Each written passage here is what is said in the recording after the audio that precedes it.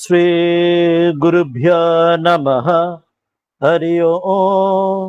গণানাম ত্বা গণপতিগুম হবামহে কবিম কবীনামুপমস্রবস্তমম জ্যেষ্ঠরাজং ব্রহ্মণাং ব্রহ্মণস্পত আন শৃण्वन्नोतिभिः सीदसादनं।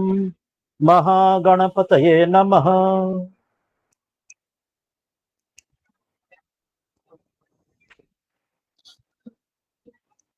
আমরা তৈত্তিরীয় উপনিষদে 3টি বল্লীর মধ্যে প্রথম শিক্ষা বল্লীটি আমরা পাঠ করেছি। এরপরে দ্বিতীয় দিনে ব্রহ্মানন্দ বল্লী আমরা সূচনা করেছিলাম। আজকে ব্রহ্মানন্দ বল্লীর আমরা আরো আগের পাঠ এগোবো। তার সঙ্গে প্রথমে যে শান্তি মন্ত্রটা, মূল যে শান্তি মন্ত্র তৈত্তিরীয় উপনিষদে করা হয়, সেটি সূচনা তো করব। ওম শন্নো মিত্র শন্বরুণঃ শন্নো ভবত্বর্য়মা শন্নো ইন্দ্রো বৃহস্পতিঃ শন্নো বিষ্ণুরুক্রমঃ নমো ব্রহ্মণে নমস্তে বায়ো त्वमेव प्रत्यक्षं ब्रह्मासि त्वामेव प्रत्यक्षं ब्रह्म वदिष्यामि ऋतं वदिष्यामि सत्यं वदिष्यामि तन्मामवतु तद्भक्तारमवतु अवतु माम् अवतु वक्तारम्। ओम शांति शांति शांति। हरि ओम।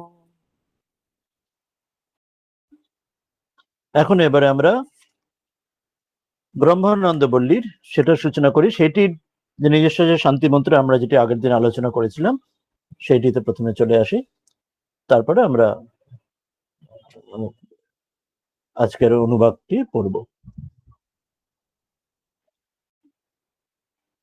এটি হচ্ছে স্ক্রিনে, আমি দ্বিতীয় ব্রহ্মানন্দ বল্লীটি দিয়ে দিই।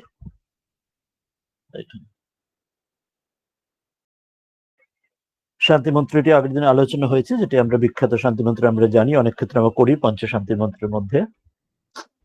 ওম সহনা ভবতু सहनो भुनक्तु सह वीर्यं करवावहै तेजस्विनावधीतमस्तु मा विद्विषावहै। ओम शांति शांति शांति। हरि ओम। এই মন্ত্রগুলির আলোচনা তো আমরা আগে করেছি, এই শান্তি মন্ত্র এবং এটিও যেটি পড়লাম এটাও আগের দিন আলোচনা হয়েছে। গুরু শিষ্য উভয়ের এই ব্রহ্মে আমরা যে ব্রহ্মবিদ্যা লাভের প্রচেষ্টায় রয়েছি তাতে সফল হোক উভয়েরই, এবং একে অপরের প্রতি কোনো বিদ্বেষ, নকারাত্মক ভাব না থাকে ইত্যাদি। আমরা তাহলে আজকের যে অংশটিতে সেটা চলে আসি। এর আগের দিন আমরা প্রথম অনুবাদটি আমরা পড়েছিলাম, তাতে খুব সংক্ষেপে বলা হয়েছিল, বিস্তারে যেটা আলোচনা হয়েছিল যে যিনি ব্রহ্মকে জানেন তিনি ব্রহ্ম হয়ে যান, এবং ব্রহ্মের কথা বলা হয়েছিল সত্যম জ্ঞানম অনন্তম ব্রহ্ম, এবং তিনি সর্বব্যাপী হয়েও আমাদের হৃদয়ের মধ্যে নিহিত গুহার মধ্যে, হৃদয়ের গুহার মধ্যে তিনি রয়েছেন, এবং তাকে জানলে সকল কামনা পরিপূর্ণ হয়ে যায়। তার কথা বলতে গিয়ে কি করে তিনি এই স্থূল শরীরের মধ্যে তিনি রয়েছেন সর্বব্যাপী, সেই বলতে গিয়ে ব্রহ্ম থেকে এই সমগ্র জগতের সৃষ্টি তত্ত্ব সংক্ষেপে এখানে বলেছিলেন। আমরা যেটি জানি পঞ্চতত্ত্বের ক্ষেত্রে ক্ষিতিয়ব তেজ মরুদ ব্যোম, সেটি এখানে বলা হলো যে ব্রহ্ম থেকে সেখানে আকাশ ব্যোম, তারপরে ক্ষিতিয়ব তেজ মরুত বায়ু, সেখান থেকে অগ্নি, সেখান থেকে জল, শেষে পৃথিবী। এবং এটির পরে আরো বলা হয়েছিল সেখান থেকে আরো সূক্ষ্ম থেকে আরো স্থূল হয়ে সে পৃথিবীতেই সম্পূর্ণ যে উদ্ভিজ্জ ইত্যাদি, যেমন বনস্পতি যা কিছু আমরা দেখি সেটি পৃথিবীতে রয়েছেন, এবং সেখান থেকে সেই অন্ন থেকেই সকল প্রাণীও তাদের ইকোসিস্টেমের মধ্যেও সেখান থেকেই তারা যে কোনো প্রাণী তার মাধ্যমে পরিপোষিত হচ্ছে, পরিপালিত হচ্ছে। সেই জন্য সেই অন্ন থেকে পুরুষ বা প্রাণী জীবের কথা বলা রয়েছে। এবং তাকে বলা হয়েছে যে পঞ্চকোষের যে বিবরণের কথা আমরা বেদান্তে আগে আগে পড়েছি, যে অন্নময় কোষ, তারপর প্রাণময় কোষ, মনোময় কোষ, বিজ্ঞানময় কোষ, আনন্দময় কোষ। তার মধ্যে প্রথম যেটি বহির্ভূত, যেটি স্থূল গ্রস বডির মধ্যে আমরা দেখি, সেই অন্নময় কোষ, যেটিকে আমরা সাধারণত আমরা প্রত্যেক ব্যক্তি বা অন্য প্রাণীর সকলের ক্ষেত্রে যে ফিজিক্যাল যে ফর্ম যাকে অ্যানাটমি ফিজিওলজির দ্বারা, বিজ্ঞানের দ্বারা যাকে চেনা যায়, তাকে সেই অন্নময় কোষ বলা হচ্ছে যে তিনি এই অন্ন থেকে অন্নময় কোষ, অন্নরসময় কোষ তিনি উৎপন্ন হচ্ছেন। এবং তার একটি উদাহরণ, তাকে সিম্বলিক ভাবে, প্রতীকী রূপে তাকে তুলনা করা হয়েছিল কেন, একটি পাখির সঙ্গে। সে কেন, সেটি পরবর্তীগুলো যখন আমরা আলোচনায় আসবো তখন বুঝবো যে এটি, এই সিম্বলিটা কত সহায়ক হবে বোঝার জন্য। পাখির যেমন মাথা থাকে, তো বলা হচ্ছে এই আমাদের এই পুরুষের প্রত্যেক ব্যক্তির, প্রত্যেক প্রাণীর একটি শির মাথা রয়েছে। আর তার পাখির যেমন ডান পাখা বাঁ পাখা থাকে, তেমন এই পুরুষেরও, এই ব্যক্তিরও আমাদের যেমন ডান হাত বাঁ হাত রয়েছে, সব প্রাণীরও দুটো দিক রয়েছে। এবং তার যে মূল যে বডি, তার যে টর্স যাকে বলা হয় ইংরেজিতে, সেটি মূল যে তার শরীর সেটি। এবং তার পাখির যেমন লেজ হয় এবং তার যে দুটো পা হয়, যেটির উপর সে পাখি দাঁড়ায়, লেজের দ্বারা সে নেভিগেশন হয়। তো এখানে বলছেন প্রত্যেক প্রাণীরও যেন অন্নময় কোষ রূপীয় সামনে একটি প্রতিষ্ঠা রয়েছে, সেই পুচ্ছ রূপ। এরপর সেটি ব্যাখ্যায় বিস্তারে এক একটু করে পরের কোষগুলিতে ধীরে ধীরে আসবেন। ওটাই বলছেন যে তদপ্যেশ এই বিষয়ে একটি শ্লোক আছে। সেই শ্লোকগুলি আমরা পরের যে অনুবাদগুলি আজকে এখান থেকে শুরু করব, সেখান থেকে সেখানে আসব। আজকে তাহলে আমরা এই দ্বিতীয় অনুবাদ থেকে এখান থেকে শুরু করব। তার আগে শুধু যে অনুবাদটা আগের দিন পড়ে নিয়েছি, এটিতে আলোচনা হয়ে গেছে, এটি আজকে আলোচনায় যাব না, সেই জন্য এটা শুধু একবার পাঠ করে নিই। পাঠ করে আমরা আজকের অনুবাদে আলোচনায় আসব। বলছেন, ও ব্রহ্মবিদা আপনোতি পরম তদেশাভ্যুক্তা সত্যম জ্ঞানমনন্তম ব্রহ্ম यो वेद निहितं गुहायां परमे व्योमन् सोऽश्नुते सर्वान् कामान् सह ब्रह्मणा विपश्चितेति तस्माद्वा एतस्मादात्मन आकाशसम्भूतः आकाशाद्वायुः वायोरग्निः अग्नेरापः अद्भ्य पृथिवी पृथिव्या ओषधयः ओषधिभ्योऽन्नम् अन्नात् पुरुषः स वा एष पुरुषन्नरसमयः तस्येदमेव शिरः अयं दक्षिणः पक्षः अयमुत्तरः पक्षः अयमात्मा इदं पुच्छं प्रतिष्ठा तदप्येष श्लोक भवति। এতদূর পর্যন্ত প্রথম অনুবাদ আমরা পরের দিন পড়েছি এবং আগের দিন পড়েছি এবং আলোচনা হয়েছে। আজকে তাহলে দ্বিতীয় অনুবাদ আমরা এখান থেকে আজকে শুরু করব। এখানে আমরা দেখি কতটা আসছে। তদপ্যেশ শ্লোক ভবতি, এতটা থেকে এখানে দেখা যাক যতটা করা যায়। আমরা প্রথমে এটি পড়ে নিই কিছুটা, তারপর আলোচনায় আসবো।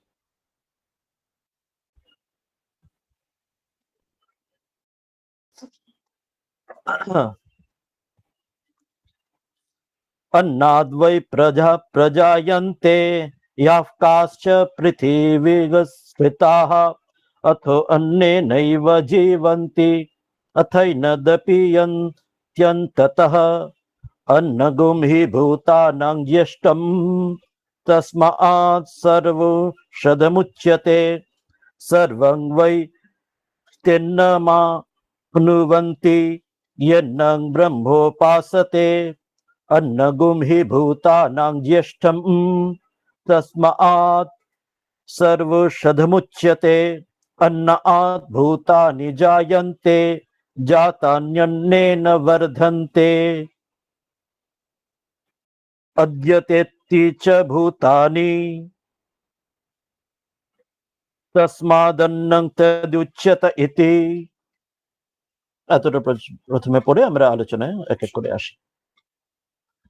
প্রথমে আমরা যেটুকু পড়লাম, আগের দিনে আমরা বলেছি যে অন্নময় কোষ, অন্নরসময় কোষের কথা বলা হয়েছিল। সূক্ষ্ম থেকে স্থূল, অন্ন থেকে সমগ্র জীবগণ, সমগ্র প্রাণীগণ, তাদের উৎপত্তি।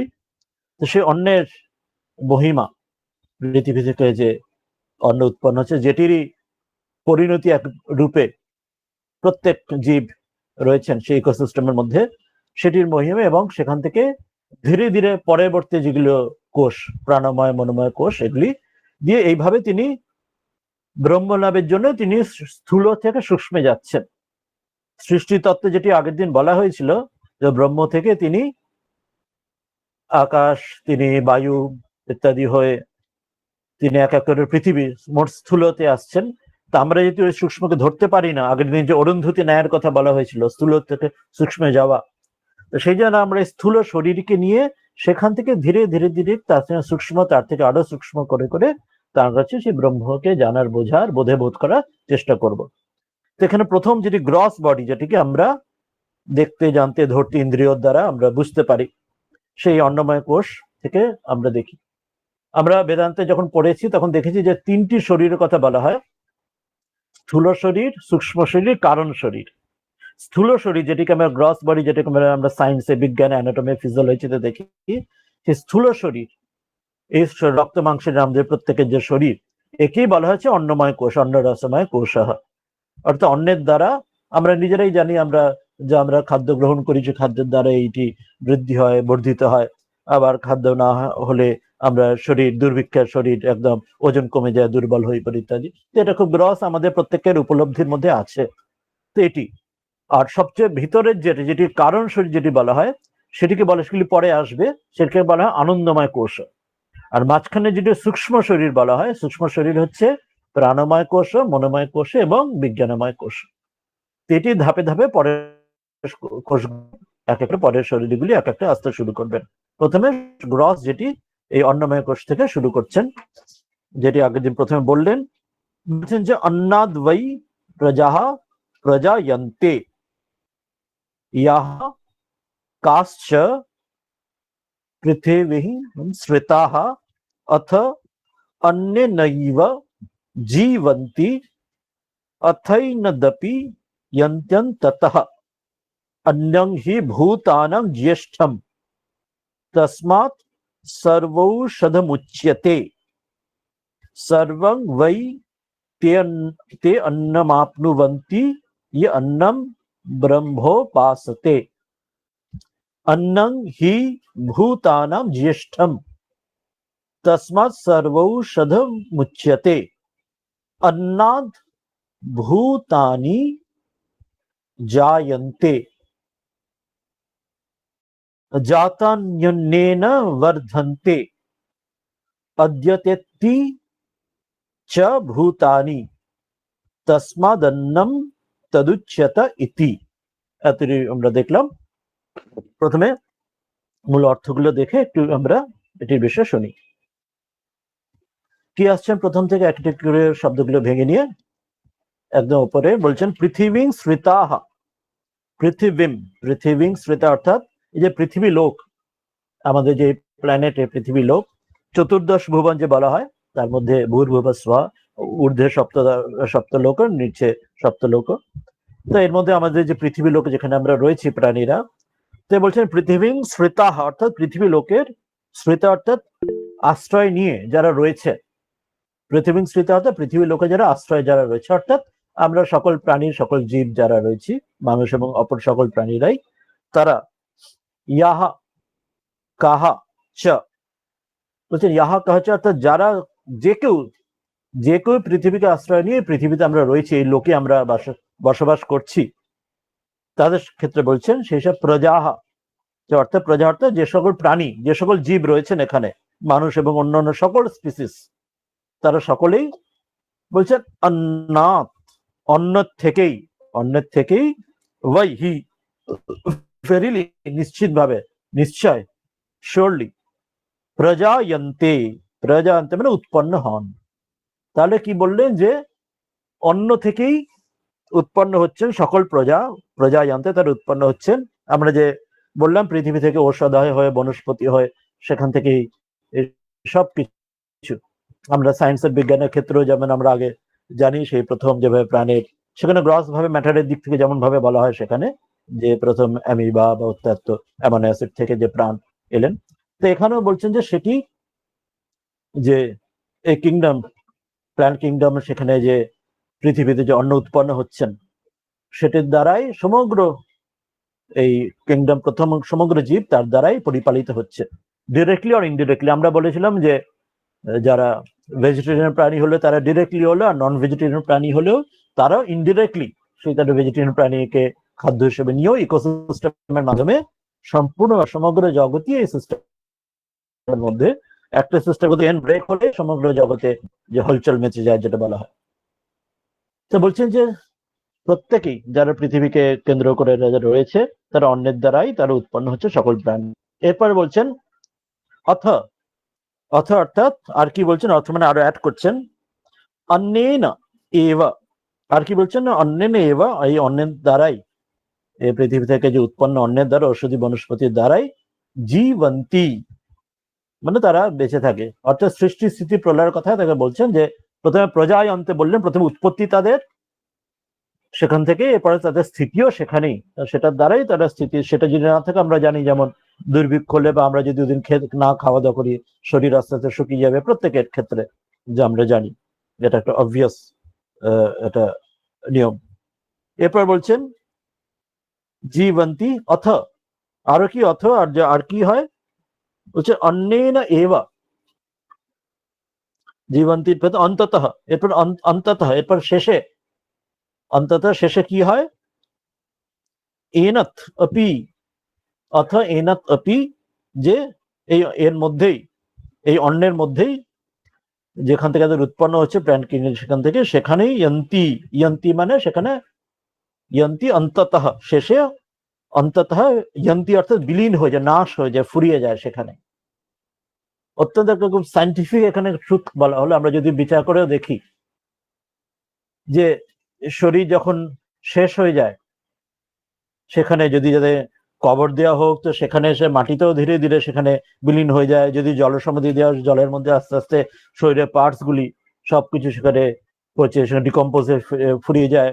যদি পুড়িয়ে জ্বালিয়ে দেওয়া হয় সেখানে জ্বলে গেল, সেখানে পঞ্চভূতের মধ্যে বিলীন হলো, বাকি অংশগুলি আস্তে আস্তে যেখান থেকে সম্পূর্ণ, যেখান থেকে উৎপন্ন হলে পঞ্চভূতে আবার বিলীন হয়ে যাচ্ছে। যেভাবেই ভাবি না কেন, অন্যভাবে যদি ভাবি, আমরা প্রত্যেকে সবসময় এই সিস্টেমের মধ্যে আমরা নিজেরা যেমন খাদ্য গ্রহণ করছি, প্রত্যেকে, সে ভেজ নন ভেজ যা কিছু অন্ন হোক, সে আমরা প্ল্যান্ট হোক বা আমরা কোনো নন ভেজিটেরিয়ান হোক, যা কিছু প্রাণী হোক, আবার নিজেরা, অর্থাৎ আমরা যেমন অন্য প্রাণীকে বা অন্য উদ্ভিদকে, যাকে যারা উৎপাদক তাদের যেমন প্রাণ আমরা খাদ্য হিসেবে গ্রহণ করছি, তারা আমাদের খাদ্য, আমরা খাদক, আমরা ইটার, আমরা গ্রহণ করছি, আর তারা আমরা ইটাবলস।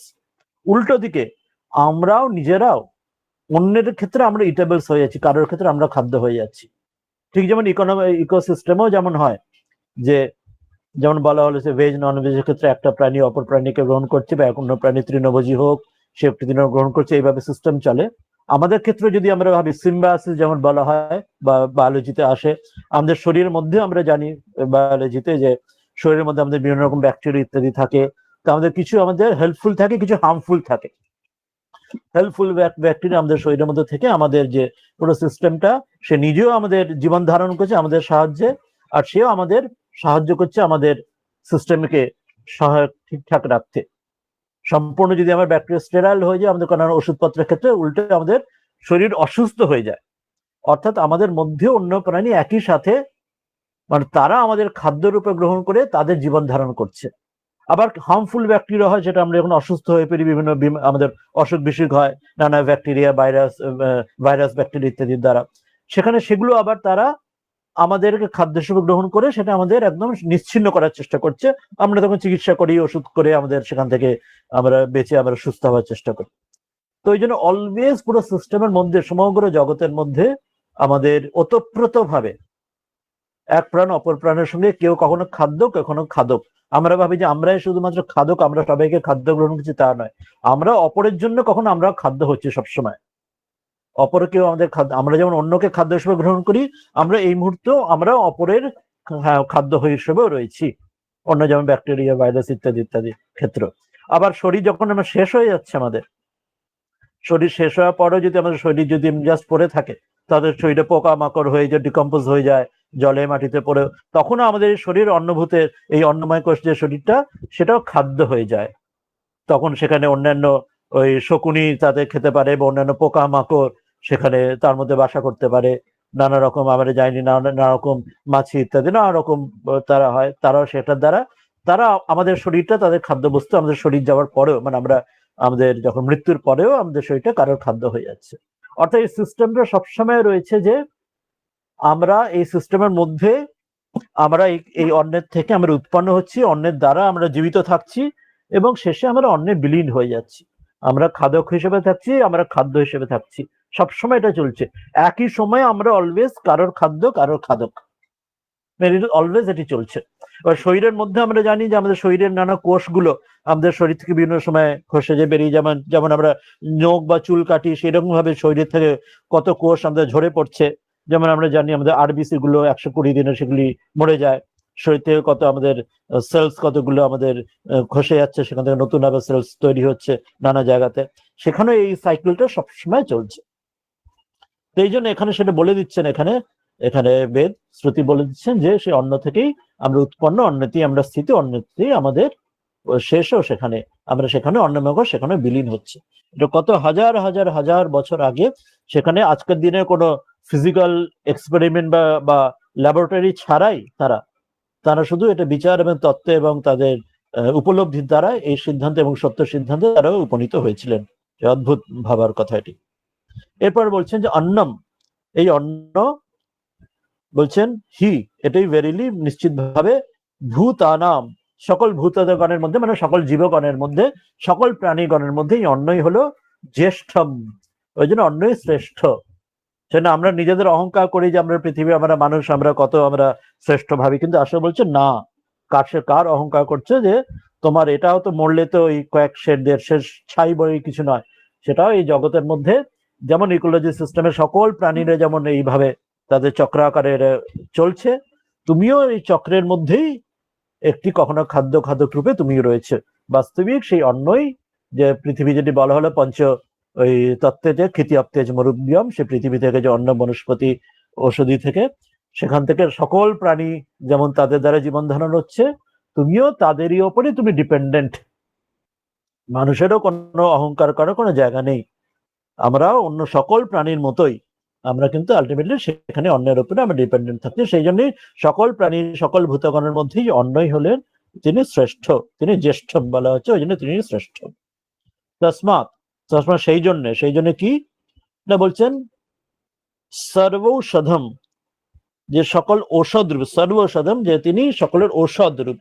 তিনি ঔষধ রূপে, যেমন আমরা চিকিৎসা ক্ষেত্রে ঔষধ বলি, বা এখানে হচ্ছে তিনি সকলের শ্রেষ্ঠ রূপে উচ্চতে তাকে বলা হয়। অর্থাৎ তিনি সকলের মূল, তিনি না থাকলে কোন অন্যরূপ, অন্য যদি না থাকে, সেখান থেকে কোনো প্রাণীরই, সেখানে কোনো জীব, কোনো ভূতগণের কারোরই জীবন ধারণ বিন্দুমাত্র সম্ভব নয়। প্রত্যেকেই তার উপর ডিপেন্ডেন্ট। সেই জন্য অন্যই জ্যেষ্ঠ, এবং তাকেই সর্বৌষধম তাকে বলা হয়। বলছেন তসমাৎ, সেই জন্য সর্ব ঔষধম, তাকে সর্ব ঔষধ রূপ, তাকে যে সর্বোচ্চ ঔষধি বনস্পতি রূপে তাকে বলা হয়। অন্যরূপ তাকে বলা হয়, তিনি একদম দ্য হাইয়েস্ট তাকে বলা হয়, তিনি গরীয়সী, তিনাকে বলা হয় উচ্চতে। আর কি বলা হয় বুঝছেন, ইয়ে মানে যে, যিনি, যে সাধক, যিনি অন্নম ব্রহ্ম, যিনি অন্নকে, আর একটু পরেরটা নিয়ে আমি আবার আসবো, যে যিনি অন্নকে ব্রহ্মরূপ ভাবে, অন্যকে ব্রহ্মরূপ উপাসতে, এইভাবে যিনি উপাসনা করেন বা ভাবেন, তাকে চিন্তন করেন, তে বৈ, তিনি ভেরিলি নিশ্চিত ভাবেই সর্বম, সমস্ত কি না, অন্নম, সমস্ত অন্নকে তিনি আপনুবন্তি, তিনি প্রাপ্ত করতে পারেন। তাহলে কি বললেন, অর্থাৎ অন্যের প্রতি যে শ্রদ্ধা, যে তার প্রতি যে আমাদের যে কৃতজ্ঞতা, এই যে ভাব, যে এই ভাবটার কথা বলছে, যে তাকে ব্রহ্মরূপ, যে তিনি যেন ঈশ্বররূপে, যেমন আমরা মনে আছে, আমরা যখন শান্তি মন্ত্র পড়েছিলাম, তাতে কি বলা হয়েছিল, যে বায়ু তোমাকে প্রত্যক্ষ ব্রহ্মরূপে বলবে, যে এয়ার, যেখানে দিয়ে আমাদের প্রাণ শক্তি আমাদের গ্রহণ করছি, রোজ অক্সিজেন গ্রহণ করছি, বলে তাকে আমরা শান্তি মন্ত্রে বলেছিলাম, বায়ু তোমাকে আমি প্রত্যক্ষ ব্রহ্মরূপে বলবো। কেন না, ব্রহ্ম তিনি অব্যক্ত পরব্রহ্ম, তিনি তো ইন্দ্রিয়ের পারে, তাকে তো ধরা ছোঁয়ার পারে, তো তার যে এই যে রূপ, যে বায়ুরূপ যে রূপ দিচ্ছি, যার দ্বারা আমাদের শ্বাস গ্রহণ করছি, আমাদের অক্সিজেন নিচ্ছি, আমাদের দ্বারা আমাদের প্রাণ আমরা রয়েছে, আমরা জীবন ধারণ করছি, তো তাকে অর্থাৎ যেন ব্রহ্মই বায়ুরূপে এসেছেন বলে ব্রহ্মের বায়ুকেই আমাদের প্রত্যক্ষ ব্রহ্মরূপে তার কাছে প্রণাম জানাচ্ছি, তাকে শ্রদ্ধা জানাচ্ছি, তার কাছে কৃতজ্ঞতা জানাচ্ছি। এখানেও সেইভাবে এটাই সর্বভূতে যে ব্রহ্ম দর্শনের ওই ব্রহ্ম ভাব এটি নেওয়া। এখন ওই জন্য অন্ন বলছেন, যেহেতু অন্ন যে গ্রস, আমরা সূক্ষ্ম রূপে যে ক্ষিতিয়াপ্তে মনুব্যম যে ব্রহ্মরূপে বা তার একদম মনুব্যম আকাশ রূপে সূক্ষ্ম রূপে তাকে ধরতে চিনতে জানতে পারছি না, কিন্তু মোস্ট গ্রস রূপে অন্নময় কোষে পৃথিবী থেকে অন্নকে সেইভাবে তার দ্বারা আমাদের যখন জীবন ধারণ চলছে, তার প্রতি আমরা কৃতজ্ঞতা, তার প্রতি আমরা ঋণী, সেটা তাকেই আমরা যেন প্রত্যক্ষ ব্রহ্মরূপে এখানে প্রণাম জানানো হচ্ছে। সেই জন্য বলা হচ্ছে যে হে অন্ন, যে তোমাকে ব্রহ্মভাবে তিনি উপাসনা করব, এবং সমস্ত অন্নের তার যিনি তাকে এইভাবে করেন, যিনি সাধক, যিনি অন্নকে ব্রহ্মরূপে উপাসনা করেন, তিনি অবশ্যই বলছেন সর্বে বৈতে অন্নম আপনুবন্তি, কিছু তিনি পেতে পারেন।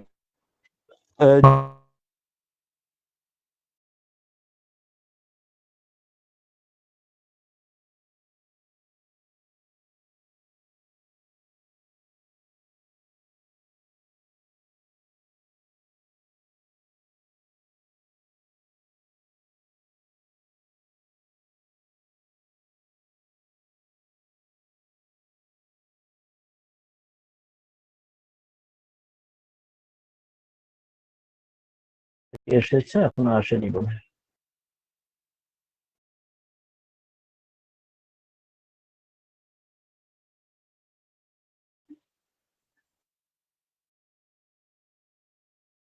এটা কি দেখা যাচ্ছে না? দেখা যাচ্ছে না।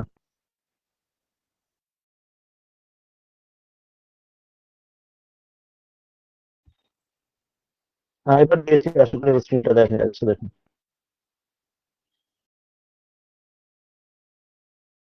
একটুখানি নেটওয়ার্কটা সমস্যা হয়েছিল।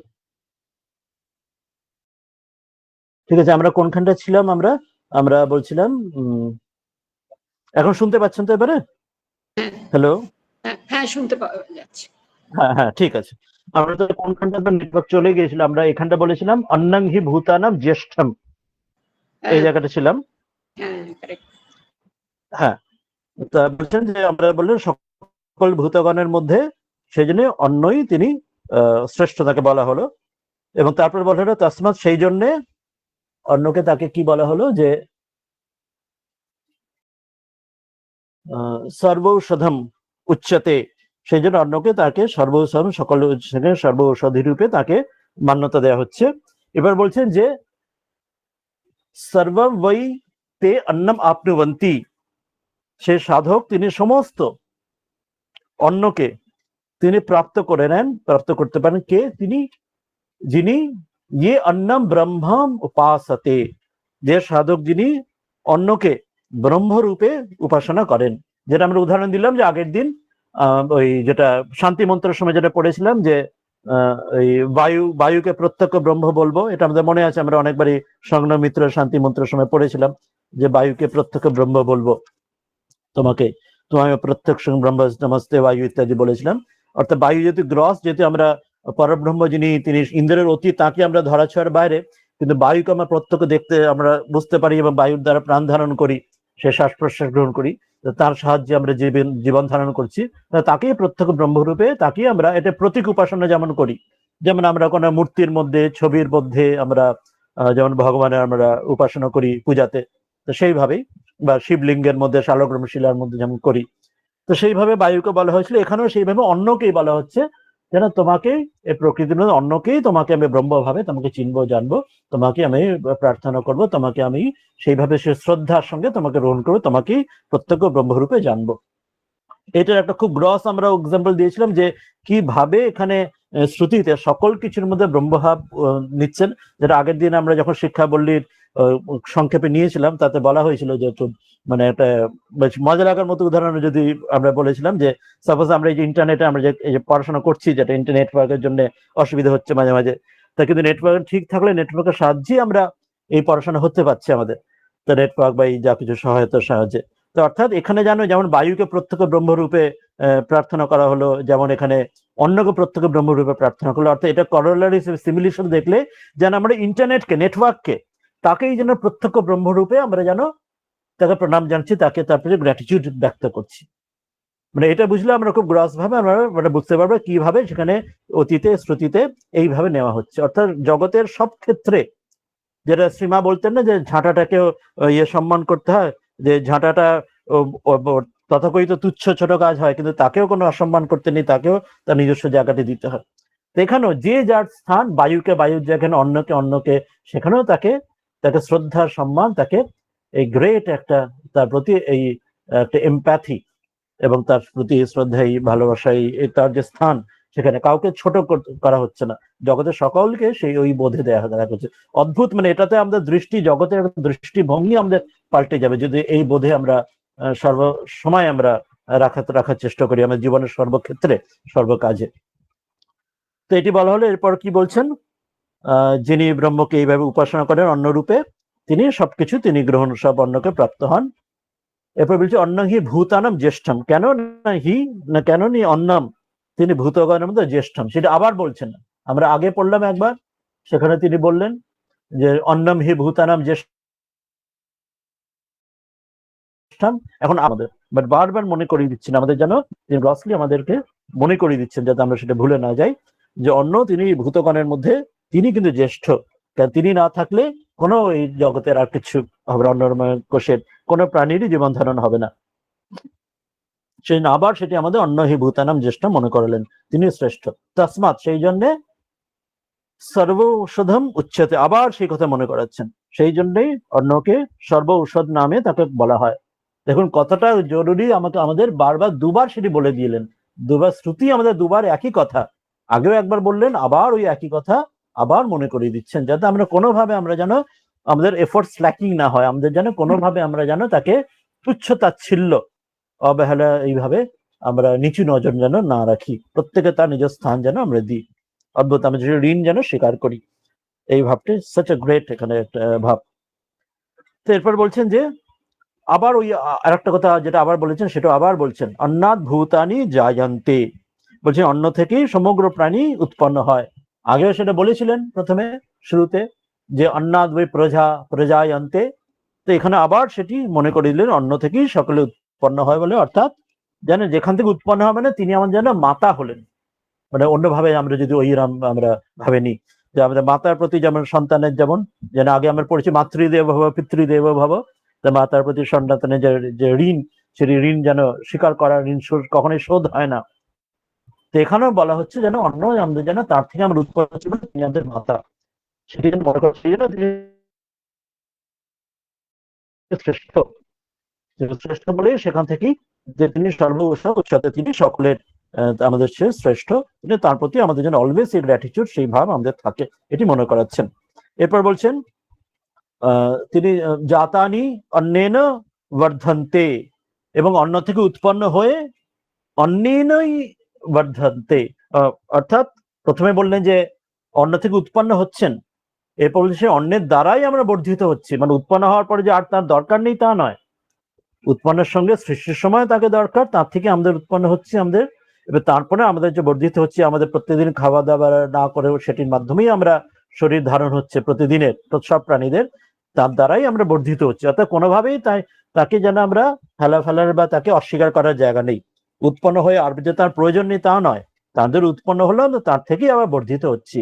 এবং তারপরে লাস্টে বলছেন যে তৎ অদ্যতে, অদ্যতে মানে অন্ন হচ্ছে প্রাণীর দ্বারা, অদ্যতে মানে তাকে খাওয়া হয়, অন্নকে আমরা গ্রহণ করি, প্রাণীরা খায়। অর্থাৎ সেটা আমরা আগেই বুঝিয়েছি যে সে ডাইরেক্ট বা ইনডাইরেক্ট যেভাবে হোক, ভেজিটেরিয়ান যারা যে প্রাণী হোক বা নন ভেজিটেরিয়ান হোক, ডাইরেক্ট বা ইনডাইরেক্ট, একে অপরের দ্বারা যারা যেভাবে হোক না কেন, সে অন্ন গ্রহণ করি আমরা বর্ধিত হচ্ছি। তথা চ, আর কি, ভূতানি, যে সকল প্রাণীদের তিনি অতি, বলছেন অদ্যতে অতি চ ভূতানি, এটা একটা ভেরি ইম্পর্টেন্ট, যেটা আমি শুরুতে বললাম, অদ্যতে মানে প্রাণীরা অন্নকে খাচ্ছেন, তার দ্বারা খাওয়া যেত, আবার এই অন্নই আবার অতি প্রাণীদের তিনিও খাচ্ছেন। আমরা আগেই বললাম আমরা কোনো খাদ্য কখনো খাদক। আমাদের শরীর চলে গেলে তখন আমাদের শরীরটাই তখন অন্ন হয়। যেমন প্রত্যেকে যেমন আমরা যদি ভাবি যে যে শরীর থেকে মলমূত্র হোক বা আমাদের গরুর ক্ষেত্রে যেমন গোবর বা অন্যান্য আমাদের সার যেমন হয় মাটিতে চলে গিয়ে, বা গাছ ইত্যাদি সেগুলো নিজেরা মরে গিয়ে সেগুলো মাটিতে সার হয়ে যায়, যেগুলো পাতা ঝরে যায় সেটা সার হয়ে সেখান থেকে আবার নতুন করে গাছ ইত্যাদি উৎপন্ন হয়। তো অর্থাৎ পুরো এই সাইকেলের মধ্যে কখনো আমি কারোর জন্য আমি কাউকে খাচ্ছি, গ্রহণ করছি, আবার আমি নিজেও অপরের দ্বারা খাদিত হচ্ছি, মানে আমি নিজেও অন্ন হয়ে যাচ্ছি। অর্থাৎ আমার অন্নময় কোষটা এটাও অন্নই, অন্নেরই একটি বিকার। অর্থাৎ আমি অন্নময় কোষে আমার যে শরীর সেটাও আসলে একটা অন্নই। অপর কোনো প্রাণীর জন্য আমার শরীরটা অন্য। আমরা বললাম শরীরের মধ্যে ব্যাকটেরিয়া থাকলে তারা আমাদের থেকে হেল্পফুল হতে পারে, হার্মফুল হতে পারে। হেল্পফুল ব্যাকটেরিয়া তার দ্বারা আমাদের গ্রহণ করে আমাদের শরীরে হেল্প করছে, আবার হার্মফুল ব্যাকটেরিয়া অসুখ বিসুখ হলে তারা আমাদের জন্য হয়তো মেরেও ফেলতে পারে, আমরা সেখানে চিকিৎসা করে বাঁচার চেষ্টা করছি। কিন্তু অলওয়েজ আমরা নিজেরা অন্যরূপে অপর প্রাণীকে বা অপর উদ্ভিদ যেকেই হোক, ডাইরেক্ট ইনডাইরেক্ট আমরা খাচ্ছি, ভেজ নন ভেজ যেভাবে ভাবি না কেন, আর আমরাও অপরের জন্য অন্ন হয়ে যাচ্ছি, আমরা অপরের জন্য খাদ্য হয়ে যাচ্ছি। এটাই বলছেন যে অদ্যাতে অতি চ ভূতানি। অদ্যাতে মানে আমরা প্রাণীদের দ্বারা এই অন্নকে খাওয়া হয়, আবার এই অন্ন প্রাণীদেরও, ভূতানি অতি অন্ন বা প্রাণীদেরও খান, অর্থাৎ অপরের জন্য এই প্রাণীরাও অন্ন হয়ে উঠছে। তসমাৎ সেই জন্য অন্নম এই অন্নকে ইতি উচ্চতে, সেই জন্য একে অন্ন নামে একে বলা হয়। অন্ন নামে কেন বলা হয় বললেন যে এটি একটি আমাদের আছে, মানে সংস্কৃতে যে অন্ন শব্দের যে অর্থ বলা হচ্ছে অদ্যতে অতিচৈতি অন্নম। অন্ন যে শব্দ, অন্ন মানে শুধু ভাত বা এই অন্ন রাইস এই অর্থ নয়, কিন্তু অন্ন মানে যে কোনো যা কিছু আমাদের যে আমরা গ্রহণ করছি অন্ন, যা কিছু আমরা খাদ্যবস্তু গ্রহণ করছি তাকে অন্ন বলা হচ্ছে। বলছেন তার অর্থ বলা হচ্ছে অদ্যতে অতিচ ইতি অন্নম। অন্নম মানে হচ্ছে যে খাদিত হচ্ছে এবং অপরকেও খাচ্ছে। অন্ন শব্দ বাড়ে হচ্ছে যে অদ্যতে অতিচ ইতি অন্নম। অতি মানে হলো যখন আমরা বললাম যে অতি অর্থাৎ সে এখানে খাচ্ছে, অপর কাকে গ্রহণ করছে, আর খাদিত হচ্ছে মানে অদ্যতে অপরের দ্বারা খাদিত হচ্ছে। আমরা এটা পুরো সমগ্র জগতেই এই সিস্টেমটা আছে। মানে গ্রস ভাবে আমরা যে দেখি এক প্রাণী অপর প্রাণীর মধ্যে আমরা দেখি যেমন হয়। আবার আমরা যদি শরীরের মধ্যে থেকে বায়োলজির মধ্যে যদি সেলস এর মধ্যে দেখেন, যে বায়োলজির মধ্যে ফিজিওলজির মধ্যে দেখবেন সেখানে মাইক্রোকন্ড্রিয়ার মধ্যে ম্যাক্রোফাজ ইত্যাদি এখানে থাকে, ডাব্লিউবিসি সব থাকে শরীরের মধ্যে। তো শরীরের মধ্যে যখন রোগগ্রস্ত হয় তখন সেগুলি ডাব্লিউসি ম্যাক্রোফাজ ইত্যাদি নানা রকম আমাদের শরীরের মধ্যে সিস্টেম আছে। এক একটা সেলস যেখানে যে অন্যান্য হানিকারক কোনো সেলসকে সে গ্রহণ করে তার মধ্যে গিয়ে তাকে ডাইজেস্ট যেন করে নিচ্ছে। আমাদের বায়োলজির মধ্যে যারা তারা জানেন এই সিস্টেমটা আমাদের শরীরের মধ্যে সর্বদা এটা সংঘটিত হচ্ছে। শরীরের মধ্যে যে ডেড সেলস বা ডেড যা কিছু আছে সেটিকে একদম ডিকম্পোজ করে সেটা নিশ্চিহ্ন করে ডাইজেস্ট করে নিচ্ছে। আবার শরীরের বাইরেও যেমন হচ্ছে, গ্রস জগতে সেখানেও তাই হচ্ছে। অর্থাৎ সমগ্র জগৎ অলওয়েজ কেউ কাউকে খাচ্ছে, কেউ কারোর খাদক হচ্ছে, এই সাইকেল চলতেই থাকছে। এটি এখানে এই যে এই মন্ত্রের দ্বারা তিনি অদ্ভুত সুন্দরভাবে এটি জানালেন।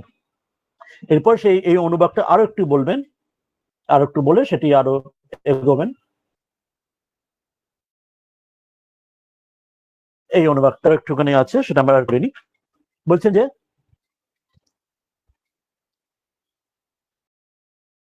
তস্মাদ্ এতস্মাদন্ন রসময়াত अन्यंतर आत्मा प्राणमयः तेनैष पूर्णः स वा एष पुरुषविद एष एव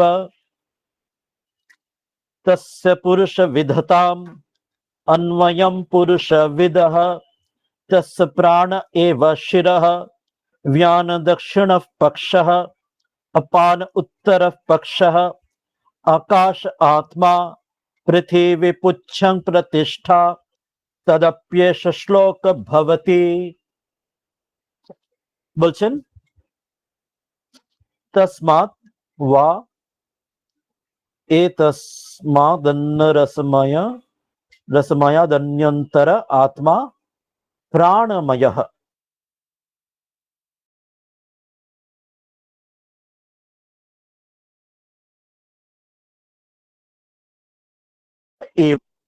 तस्य पुरुष विधता मय পুরুষ বিধতা মন্ময়ম পুরুষ বিদহ তস্য প্রাণ এব শিরঃ व्यान दक्षिणः पक्षः अपार उत्तरः पक्षः आकाश आत्मा पृथ्वी पुच्छं प्रतिष्ठा তদপ্যেষ শ্লোক ভবতি। এইবার সেই পাখির উদাহরণটা আসবে, যেটা আগের অন্নময় কোষের সময় বলা হয়েছিল। মানুষকে একটি পাখির সঙ্গে তার ডান পাখা বাঁ পাখা তার লেজ ইত্যাদি করে শরীর বলা হয়েছিল। বলছেন যে ওই তসমাৎ ওই মানে ভেরিলি নিশ্চিত ভাবেই, তসমাৎ সেই জন্য, তার থেকে, তার এতসমাৎ তার এইটা কোনটা না অন্ন রসময়াত, এই যে অন্নময় কোষ যেটি বলা হলো, আলোচনা করলাম যেটি, সে থেকে অন্য, তার থেকে অন্য আরেকটি অন্তরহ, তার ভেতরে থাকা আরেকটি আছে যাকে বলা হয় প্রাণময় আত্মা, প্রাণময় পুরুষ থাকে। ঠিক যেমন আমরা জানি না, আমরা যেমন গাড়ির টায়ার যেমন দেখি, যে কোনো গাড়ির টায়ারের মধ্যে কি থাকে না টিউব থাকে। যেমন আমরা যখন টায়ার বাস করে দেখি, তার সে টায়ারের ভেতরে সেবার যখন টায়ারে হাওয়া ভরি আমরা, তার ভেতরে একটা টিউব থাকে। সেই টিউবটা একদম সে যখন হাওয়া কমে যায় তখন সে ঢকঢক করে, বা যে বাস্ট করলে তখন আমরা হাওয়া ভরতে হয়, সেটা তখন ওই টিউবটা সম্পূর্ণ টায়ারটা পুরো যে সার্কামফারেন্স একদম কানায় কানায় পুরো ভরিয়ে দেয়, কোনো জায়গায় ফাঁক থাকে না, তখন ওই চাকাটা ঠিকঠাক চলে। অর্থাৎ যে টায়ারটা শুধু নিজের জোরে চলে না, তার যদি ভেতরে ওই টিউবটা থাকে এবং তাতে হাওয়া ভরা থাকে, তবে সে টায়ার চলবে, না হলে টায়ার চলবেই না। তো সেই রকম বলছেন যে অন্নময় কোষ, আমাদের যে গ্রস শরীর, তার ভেতরে আর তো কিছু আমরা দেখতে জানতে পাচ্ছি না, কিন্তু তার মধ্যে একটা আছে ভেতরে, তার জোরে কিন্তু এটা চলছে। তার থেকে তারা আরো সূক্ষ্ম, এবার ওই ধীরে ধীরে সূক্ষ্ম দিকে যাচ্ছেন। যেমন সে ক্ষিতিয়ত্তে যে মরুদ্যামে ব্রহ্ম থেকে ধীরে ধীরে স্থূল এসেছিলেন, এবার স্থূল থেকে ধীরে ধীরে সূক্ষ্ম দিকে ব্রহ্মর দিকে আবার নিয়ে যাবেন। তো অন্নময় কোষ যেটাকে আমরা সবাই চিনি জানি, যেটা উদাহরণ দেওয়া হলে খাওয়া দাওয়ার মাধ্যমে, অন্নের মাধ্যমে, তার ভেতরে কিন্তু আরেকটি অপর একটি আছে, যেটি এটার ভেতরে সম্পূর্ণ তাকে অন্নময় কোষকে যেন পরিপূর্ণ করে কানায় কানায় ভরে, যেমন ওই টায়ারের মধ্যে টিউবে হাওয়া ভরলে তবে ঠিক ঠিক করে চলে, তো তাকে বলছে প্রাণময় কোষ। প্রাণময় যাতে প্রাণময় কোষ তার মধ্যে থাকে, তেনা তার দ্বারা এসা এইটা, এই যে অন্নময় কোষ পূর্ণ ব্যাপ্ত একদম, যেটি ওইটাই যেটা উদাহরণ দিলাম, টায়ারের মধ্যে যেমন টিউব একদম কানায় কানায় হাওয়া ভরা থাকলে তবে ঠিক ঠিক ওটা টায়ার চলে, এখানেও সেরকম অন্নময় কোষের মধ্যে যেন প্রাণময় কোষ তার ঠিক ঠিক সে জীবিত যে তার প্রাণীর মধ্যে সেটি ঠিক ঠিকভাবে চলছেন। এটা সকলের মধ্যে প্রাণের শক্তি রয়েছে। আমরা যদি উদ্ভিদ ক্ষেত্রেও দেখি, জগদীশ চন্দ্র বসু আবিষ্কার করেছিলেন, বা যে আমরা বায়োলজি যারা বটেনি তারাও জানেন যে, যেমন সে উদ্ভিদ যারা বাইরে গ্রস, আমরা খুব একজন স্থূল একটা উদ্ভিদ গাছ দেখি যেন স্থির হয়েছে, নড়াচড়া করছে না, কিন্তু তার মধ্যে প্রতি মুহূর্তে কত অ্যাক্টিভিটি চলছে। তারা প্রত্যেক মুহূর্তে তারা ওই গ্র্যাভিটির এগেনস্টে, তার ওই প্রাণের শক্তিতে তারা শেকড় থেকে তারা ওই জল এবং রস গ্রহণ করছে, সেটা একদম উঁচু সে গাছের একদম চূড়াতে যে পাতা আছে সেইখানে অব্দি তাকে নিয়ে যাচ্ছে। তারপর সেখান থেকে তারা আকাশে সূর্য থেকে ক্লোরোফিলের মাধ্যমে সে অক্সিজেন ইত্যাদি যা কিছু তার খাদ্য তার সংশ্লেষ করছেন ইত্যাদি, ফটোসিনথেসিস করছেন। তা যেটাকে আমরা একদম স্থির প্রাণী যে উদ্ভিদ দেখছি, তার মধ্যে এরকম কত, তার ভেতরে এত 24 ঘন্টা কত কাজকর্ম চলছে। সেই রকমই যে অন্নময় কোষ যখন ঘুমিয়েও আছে, আমরা যখন গ্রস দেখছি, তার ভেতরে প্রাণময় কোষে তার কর্ম চলছে অলওয়েজ, তার দ্বারা পূর্ণ, যেটিকে বাইরে দেখা যাচ্ছে না কিন্তু খুব সূক্ষ্ম। সাহা সেটি এস, এই যে প্রাণময় কোষ, ওই সেটা নিশ্চিত ভাবে পুরুষ বিধ এবা, সেটিও এই পুরুষেরই আকার, অর্থাৎ সেটিও এই আমরা যেটা বললাম যেমন ওই টায়ারের মধ্যে টিউব থাকার মতো, সেটিও যেন পরিপূর্ণ, যেমন এই গ্রস বডি যেমন অন্য স্থূল শরীর, যেমন অন্নময় কোষ যেমন এই হাত পা দুটো বলা হলো, দুটো বাঁ হাত ডান হাত, লেজ যেটা পাখির সঙ্গে উদাহরণ দিলেন, তো বলছেন প্রাণময় কোষ্ঠ তাকে কানায় কানায় ভরে আছে বলে তারও এরমই পুরুষের মতোই তার আকার দিয়ে তাকে সিম্বলিক ভাবে তার কথা বলছেন। কেন এই আকারগুলো পাখির সঙ্গে উদাহরণ দিচ্ছেন সেটা পরে আসবেন, যে আমাদের উপাসনার সহায়তার জন্য। যে ব্যাসদেব বলছেন এক জায়গায়, তিনি প্রার্থনা করছেন যে ব্রহ্ম তিনি সকল ইন্দ্রিয়ের পারে, তাকে ধরাচ্ছার পারে, কিন্তু আমাদের উপাসনার জন্য তাকে একটা ফর্ম নিয়ে আমরা উপাসনার জন্য তাকে এরম ফর্ম ভেবে আলোচনা করছি, চিন্তা করছি, সেই জন্য তাকে ক্ষমা প্রার্থনা করছেন ব্যাসদেব। তার অন্য একটি বোধহয় মহাভারত বা কোথাও একটি শ্লোক আছে। এখানে শ্রুতিতে যিনি ধরাচ্ছার বাইরে, তাকে আমাদের ধরাচ্ছার সহজ করার জন্য, যেমন প্রতিমাতে আমরা মূর্তিতে ছবিতে পূজা করি, তো সেইভাবে তাকে প্রাণময় কোষকে এটা পুরুষের আকার নিয়ে, এরকম অর্থাৎ প্রাণীর জীবের আকার নিয়ে, যেমন অন্নময় কোষ এবং গ্রস আকার, তার মতো পুরুষের আকার নিয়ে তিনিও এই পুরুষেরই আকার, প্রাণীর জীবের আকার। তস্য সেই অন্নময় কোষের মধ্যে পুরুষ বিধতাম, সেই অন্নময় কোষেরই যে পুরুষের যে তুল্য, সেই যে প্রাণী বা জীবের তুল্যই আকার তার, সেরকমই তার আকৃতি, সেখানেও তার তারই অনুগত, তারই যেমন ওই যে বললাম যে টায়ারের মধ্যে টিউব যেমন ঠিক কানা কানে ঠিক ওরকমই সাইজ, ওরকমই সার্কুলার, ওরকমই হন। তো বললেন সেটাও তার মতো হওয়ার জন্য এরও সেই রকমই আকার। কিরকম আকার? অয়ম পুরুষ বিধা, সেই একই পুরুষের অন্নময় কোষে যেমন পুরুষের আকার বলেছিলাম, মাথা, বাঁ হাত ডান হাত দুটো পাখার মতো, পুচ্ছ তার পা, তার পাখির মতো এক্সাম্পল দিয়েছিলাম, এখানেও তাই। বলছেন তস্য, সে প্রাণময় কোষের প্রাণ এব শিরঃ। এবার ওই পাখির মতো উদাহরণ দিচ্ছেন, যেটা আগে অন্নময় কোষেন বললেন। তার মাথাটা এখানে কি হচ্ছে? তার মাথা হচ্ছে প্রাণ। আমরা প্রাণ ক্ষেত্রে পঞ্চপ্রাণ পঞ্চবায়ুর কথা আমরা আগে পড়েছি বেদান্তে, প্রাণ, অপান, জ্ঞান, সমান, উদান পড়েছি। তার মধ্যে প্রাণ হচ্ছে মুখ্য প্রাণকে, পঞ্চপ্রাণের মধ্যে মুখ্য প্রাণবায়ু। সে প্রাণবায়ু হচ্ছে ওই জন্য শির, তার মাথা, যেহেতু তিনি মুখ্য প্রাণ। তো মাথা যেমন আমাদের মুখ্য, তার মধ্যে ব্রেন থাকে, তার মধ্যে চিন্তা ভাবনা সব করি প্রত্যেকের মানুষের মাথার দ্বারাই, হেড যেটা। তো সেই জন্য প্রাণ বায়ুকে এখানে তার শির হিসেবে কল্পনা করে নিচ্ছেন। আর আর অন্য দুটো বায়ুকে, বাঁ হাত আর ডান হাত, বাঁ পাখা ডান পাখা পাখির, বলছেন ব্যানহ দক্ষিণহ পক্ষ, পাখির ডান দিকের পাখার মতো, ডান মানুষের ডান হাতের মতো ব্যান বায়ু ওইদিকে, আর অপান বায়ু তাকে বাঁ দিকের পাখা তাকে বলা হচ্ছে। এটার সঙ্গে তাকে কল্পনা করে নিচ্ছেন আমাদের উপাসনা বোঝার সহায়তার জন্য। এরপর আকাশ, আকাশ আত্মা, শরীরের মধ্যভাগ আকাশ, মানে এখানে সমান বায়ু যেটি বলা হচ্ছে। আমরা আগে বলেছি প্রাণবায়ু, ব্যান, অপান, সমান, উদান আছে। তো সমান বায়ুতে আছে, আমরা যখন পঞ্চপ্রাণের কথা বেদান্তে পড়েছিলাম আগে, তো তাতে বলেন সমান বায়ুর দ্বারা সমগ্র শরীরকে তিনি ব্যাপ্ত হয়ে রয়েছেন, এবং তার দ্বারা আমাদের পুরো ব্যালেন্স রয়েছে, সমগ্র শরীর ডাইজেশন ইত্যাদি দ্বারা তিনি আমাদের সমগ্র শরীর ব্যাপ্ত হয়ে রয়েছেন, কানা কানে ভরে রয়েছেন সমগ্র শরীরে, কোথাও যেন তিনি বাদ নেই। তাই সেই নিয়ে আকাশ অর্থাৎ বাদ এখানে সমান বায়ুর কথা এখানে বোঝানো হচ্ছে। সমান বায়ুটা আত্মার মধ্যভাগ হিসেবে তিনি রয়েছেন, আকাশ আত্মা। আর কি? পৃথিবী পুচ্ছম প্রতিষ্ঠা। পৃথিবী মানে যেমন আমাদের অন্নময় কোষে যেমন ওখানে বলা হয়েছিল, যেমন পাখির পুচ্ছ বা দুটো ডানা, দুটো পায়ের ওপর হালের লেজের মাধ্যমে নেভিগেশন করার মতো। তো এখানে পৃথিবী পুচ্ছম প্রতিষ্ঠা মানে যে আমাদের যেমন পৃথিবীর ওপর যেমন আমরা অপান বায়ুর দ্বারা কি হয়, অপান বায়ুতে নিচের দিকে আমাদের শরীরের ডিফিকেশন যেটা হয় সেখান দিকে, তো সেটাকে ব্যালেন্স করছে পৃথিবীকে। অর্থাৎ আমরা চলতে ফিরতে গিয়ে আমাদের ব্যালেন্স যাতে হারিয়ে না যাই। আমরা যদি আমরা নিউরোলজিতেও দেখি, সেরিবেলামের দ্বারা আমাদের যে হাইপোথ্যালামাস সেরিবেলাম দ্বারা ব্যালেন্স তৈরি হয়। আমরা জানি যে অনেক রোগে, যেমন এই যদি স্ট্রোক ইত্যাদি নানা রকম রোগ হয়, আমাদের চলাফেরার গেট পাল্টে যায়। যেমন প্যারালিসিস গেট হয়, আমাদের চলতে গেলে আমাদের মাথা টলে যায়, চলতে পারি না, বা আমরা পড়ে যাই, বা লাঠির সাহায্যে চলতে হয় বয়সে নানা রোগের ক্ষেত্রে। তো সেই জন্য আমাদের আদারওয়াইজ সাপোর্ট হচ্ছে পৃথিবীতে যেমন সুস্থ শরীরে আমাদের অপান বায়ু যেটা নিচের দিকে ঠেলছে, আর আমাদের পৃথিবী সেখানে যেন উল্টো দিকে আমাদের রেখে বজায় রাখছে, ব্যালেন্স বজায় রাখছেন। সেই জন্য বলছেন পৃথিবী পুচ্ছং প্রতিষ্ঠা, পৃথিবী আমাদের আছেন সেই প্রতিষ্ঠা বা আহার। পৃথিবীর ওপরে আমরা ব্যালেন্স করে রয়েছি। পৃথিবী যদি একটু এদিক ওদিক মাথা টলমল করে, আমাদের মাথা ঘুরে যায়, আমাদের পড়ে যায়, বা মাথার ডাক্তারের কাছে গিয়ে ওষুধ খেতে হয় মাথা ঘোরার জন্য নানা রোগের কারণে। তো সেটাই বলছেন যে পৃথিবী হচ্ছে আমাদের ব্যালেন্স রাখা ঠিক রাখেন। যেমন আর্থকুয়েক হলে, ভূমিকম্প হলে আমরা টলে যাই, পড়ে যাই ইত্যাদি নানা রকম অসুস্থতা।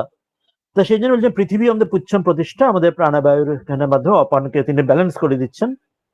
তৎ অপি এষ শ্লোক ভবতি, এবং এই প্রাণের বিষয় এর আগে আরেকটি শ্লোক আছে, সেটি আবার তিনি পরের অনুবাকে বলবেন, যে এই বিষয়ে আরো এগোবেন। তাহলে এইভাবে এক একটি করে তিনি অনুবাকে নিয়ে নিয়ে নিয়ে ধাপে ধাপে ধাপে ধীরে ধীরে তিনি আরো ভেতরে থেকে আর ইনার থেকে ইনার, স্থূল থেকে সূক্ষ্মে আরো যাচ্ছেন।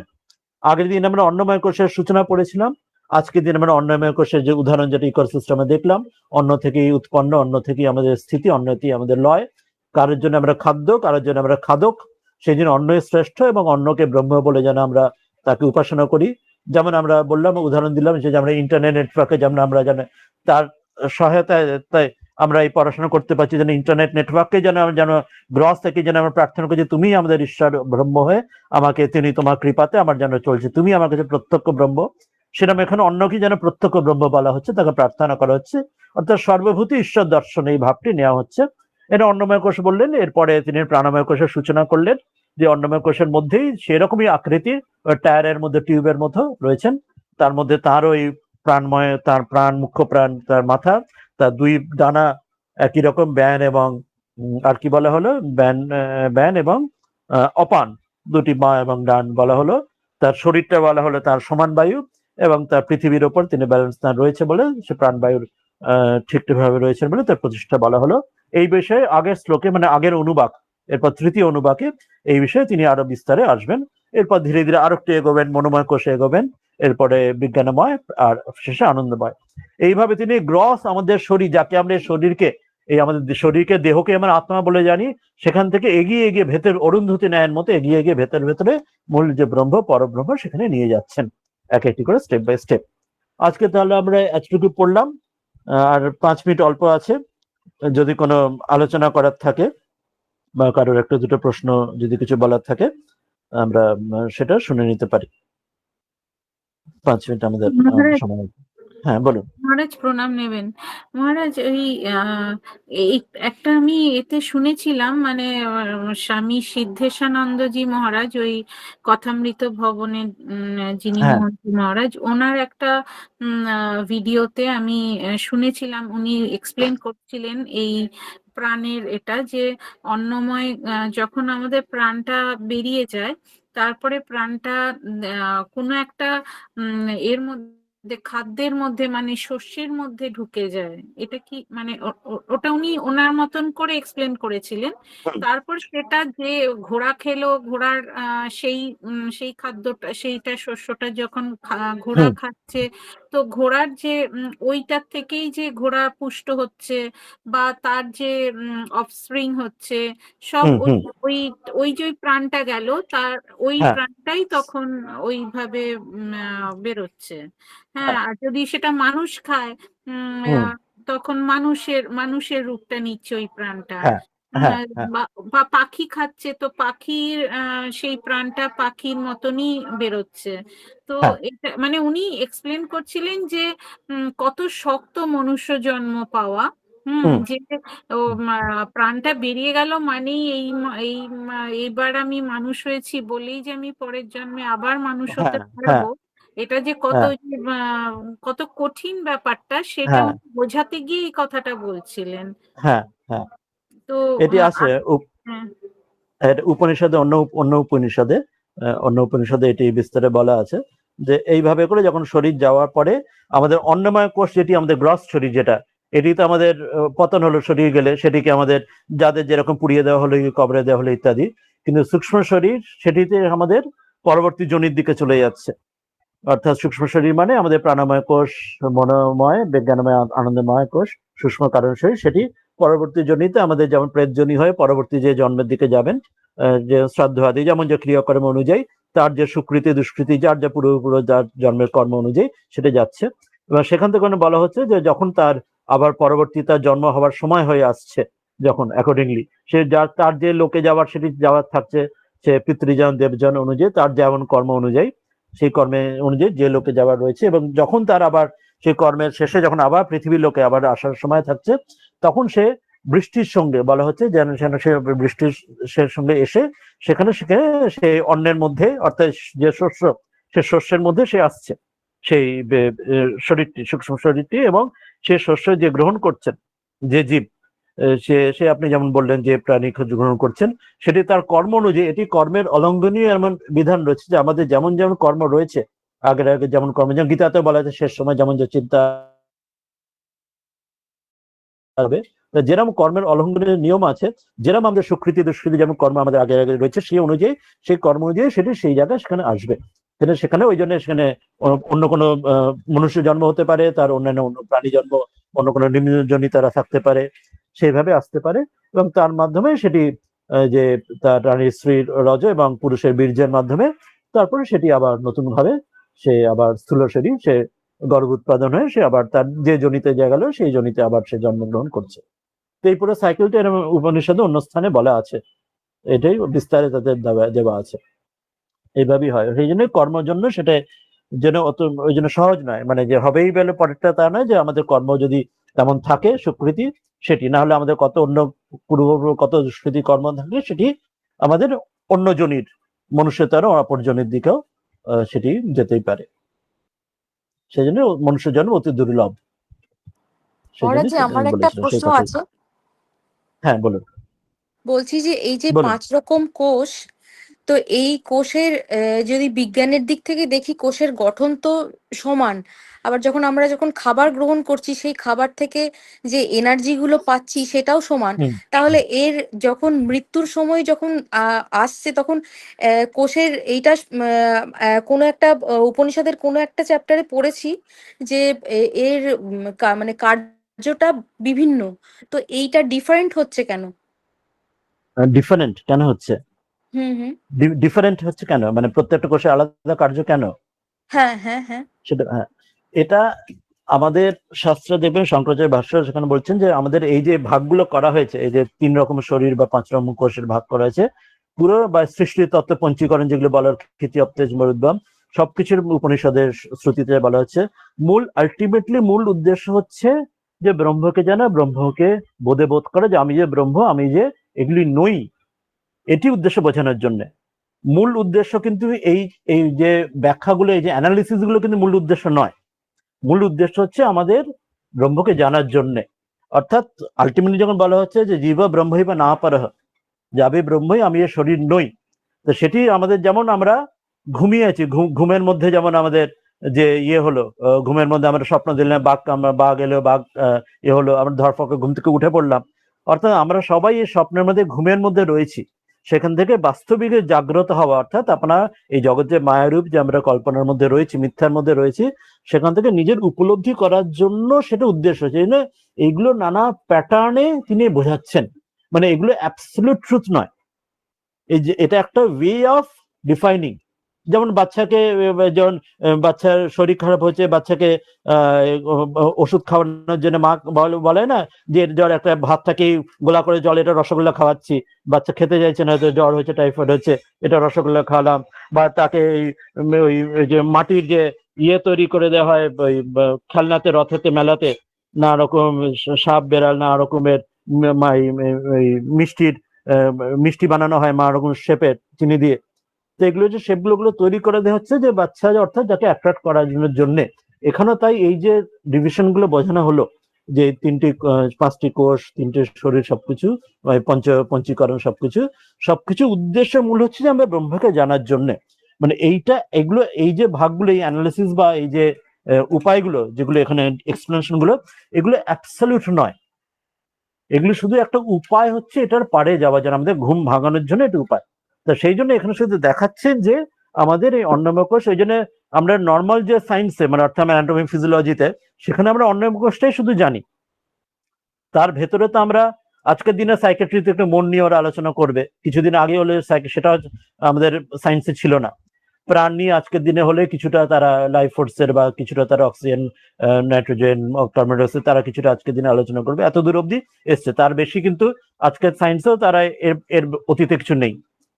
তা সেটা গ্রস বডির ক্ষেত্রেই অন্নময় কোষের পারে আমাদের দেখানো হচ্ছে যে এটাই সবকিছু নয়, এটা আটকে থেকো না, এটার বিয়ন্ড কিছু আছে। উদ্দেশ্য এটাই হচ্ছে যে এটার বিয়ন্ড বেলে এখানে কোথাও আটকে থেকো না, তুমি চারিবেতে এগিয়েছে তার কাছে পৌঁছো।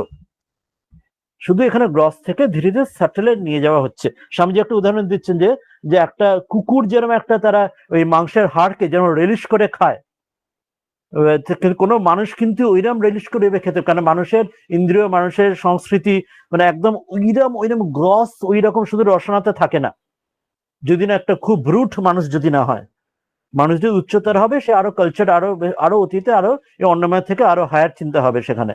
ওই সেই জন্য প্রাণময়, মনোময়, মনের চিন্তা হবে সেখানে, বিজ্ঞানে আরো চিন্তা, আনন্দের দিকে যাবে। সে আর আনন্দ কিসে পাবে না, সে কোনো কালচারে, আর্টে, শিল্পতে ইত্যাদি আনন্দ পাবে, যত রিফাইন্ড মানুষ হবে, সংস্কৃত যত কালচার মানুষ হবে। সেই জন্য এই অ্যাসপেক্ট গুলো, যেটা এক্সাম্পল গুলো দিচ্ছেন এখানে, উদাহরণগুলো, এগুলো সবটাই উদ্দেশ্য হচ্ছে এটার পারে গিয়ে যিনি আসল ব্রহ্ম, তিনি আসল তাকে জানা, সেটা বোঝানোর জন্য এই ছোট বাচ্চাকে যেমন মা বোঝায় যে এটা এ করে বলে। যেমন আমরা ছোটবেলায় আমরা অঙ্ক করি, তখন ওই আমরা সেই 1 2 3 4 গুড়ি হাতে নামতা করে গোনায়, সেই নানা রকম খেলনা দিয়ে গোনায়। আর একটু বড় হলে তখন আমরা নামতা আরো বড় করি, তারপর আরো অ্যালজেব্রা, তারপর ক্যালকুলাস, তখন আরো হায়ার শিখে যাই। তারপর ফাইনাল হয়তো ফিজিক্স = mc² হায়ার শিখে গেলাম।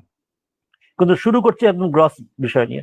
সেইভাবেই এখানে অন্নময় কোষটা মোস্ট গ্রসলি এখানে দেখানো হলো। এরপরে যে এটাই যে সর্বা নয়, সেটা আমাদের যুক্তি তর্কেও যে চিন্তা ভাবনা করে বুঝবে যে এটা, কারণ শরীর চলে যাচ্ছে, যে শরীর মৃত হচ্ছে, এখানে কি ফুরিয়ে যাচ্ছে, সেখানে ঋষিরা সেখানে উপলব্ধি করছে না এখানেই সব শেষ হচ্ছে না। চারবাকরা যেমন ভাবে যে সবকিছু এতেই শেষ, তারা বলছে না এতেই শেষ হচ্ছে না, এর পারে কিছু থাকেন, যেটি আগেরটা উদাহরণে তখন বললেন যে সেই সূক্ষ্ম শরীর অন্য জায়গায় চলে যান, সেখান থেকে আবার পরবর্তী জনিতে আসেন। তো সেটা কিভাবে, সেখানে একটা এক্সাম্পল দিয়ে এখানে বললো যে প্রাণময় তার মধ্যে এটা রয়েছে, এই ডিভিশনটা নিয়ে নিলে বোঝার সুবিধার জন্য। তারপর এখান থেকে আরো ঢুকবেন মনোময় ইত্যাদি ইত্যাদি করে এগোবেন। দিয়ে যেটা আমাদের বললেন ওই যেটা অন্য উপনিষদে যে একটা অন্য ওই শস্যের মধ্যে আসছে, শস্য থেকে অপর গ্রহণ করছেন, কিন্তু আলটিমেটলি যখন একদম ফাইনাল থেকে যখন দেখবো তখন দেখবো এটাও সবই মিথ্যে। কিন্তু ওঠার জন্য যেমন গাছ আমাদের ছাদে ওঠার জন্য আমাদের সব বাদ দিয়ে নেতি নেতি করে উঠতে হয়। ঠাকুর কথামৃতে বলছেন যে আমরা সব বাদ দেবো, যে এটা ছাদ নয় এটা ছাদ না করে উঠবো, ছাদে উঠে দেখবো যে ছাদও যে চুনসুরকি, নিচেরটাও চুনসুরকি। কিন্তু সেটা কি আমরা যদি বাদ না দিতাম ছাদে ওঠাই হতো না।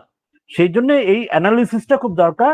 কিন্তু অ্যানালিসিসের উদ্দেশ্য কি হচ্ছে, যে আমাদের এই সেই দরকার এই থিওরি বোঝার জন্য নয়, আমাদের উদ্দেশ্য হচ্ছে এটা পারে যাওয়ার জন্য। আমাদের নর্মাল সায়েন্সে যেমন হয়, সেখানে আমাদের প্রচুর যেমন জুওলজি থেকে শুরু করে ক্ষুদ্র ক্ষুদ্র সূক্ষ্মাতি সূক্ষ্ম অনেক কিছু, আজকাল যে ন্যাশনাল জিওগ্রাফিক হিস্টোরি চ্যানেলে অনেক কিছু ক্ষুদ্র থেকে তুচ্ছ সূক্ষ্ম থেকে সূক্ষ্ম আমরা জানি, জানা খুব ভালো। কিন্তু এটার পারেও যে কিছু আছে সেখানেও আটকে না থাকে, সেখানে যাওয়ার প্রয়োজন না, মেটেরিয়ালিস্টিক যাতে না হয়।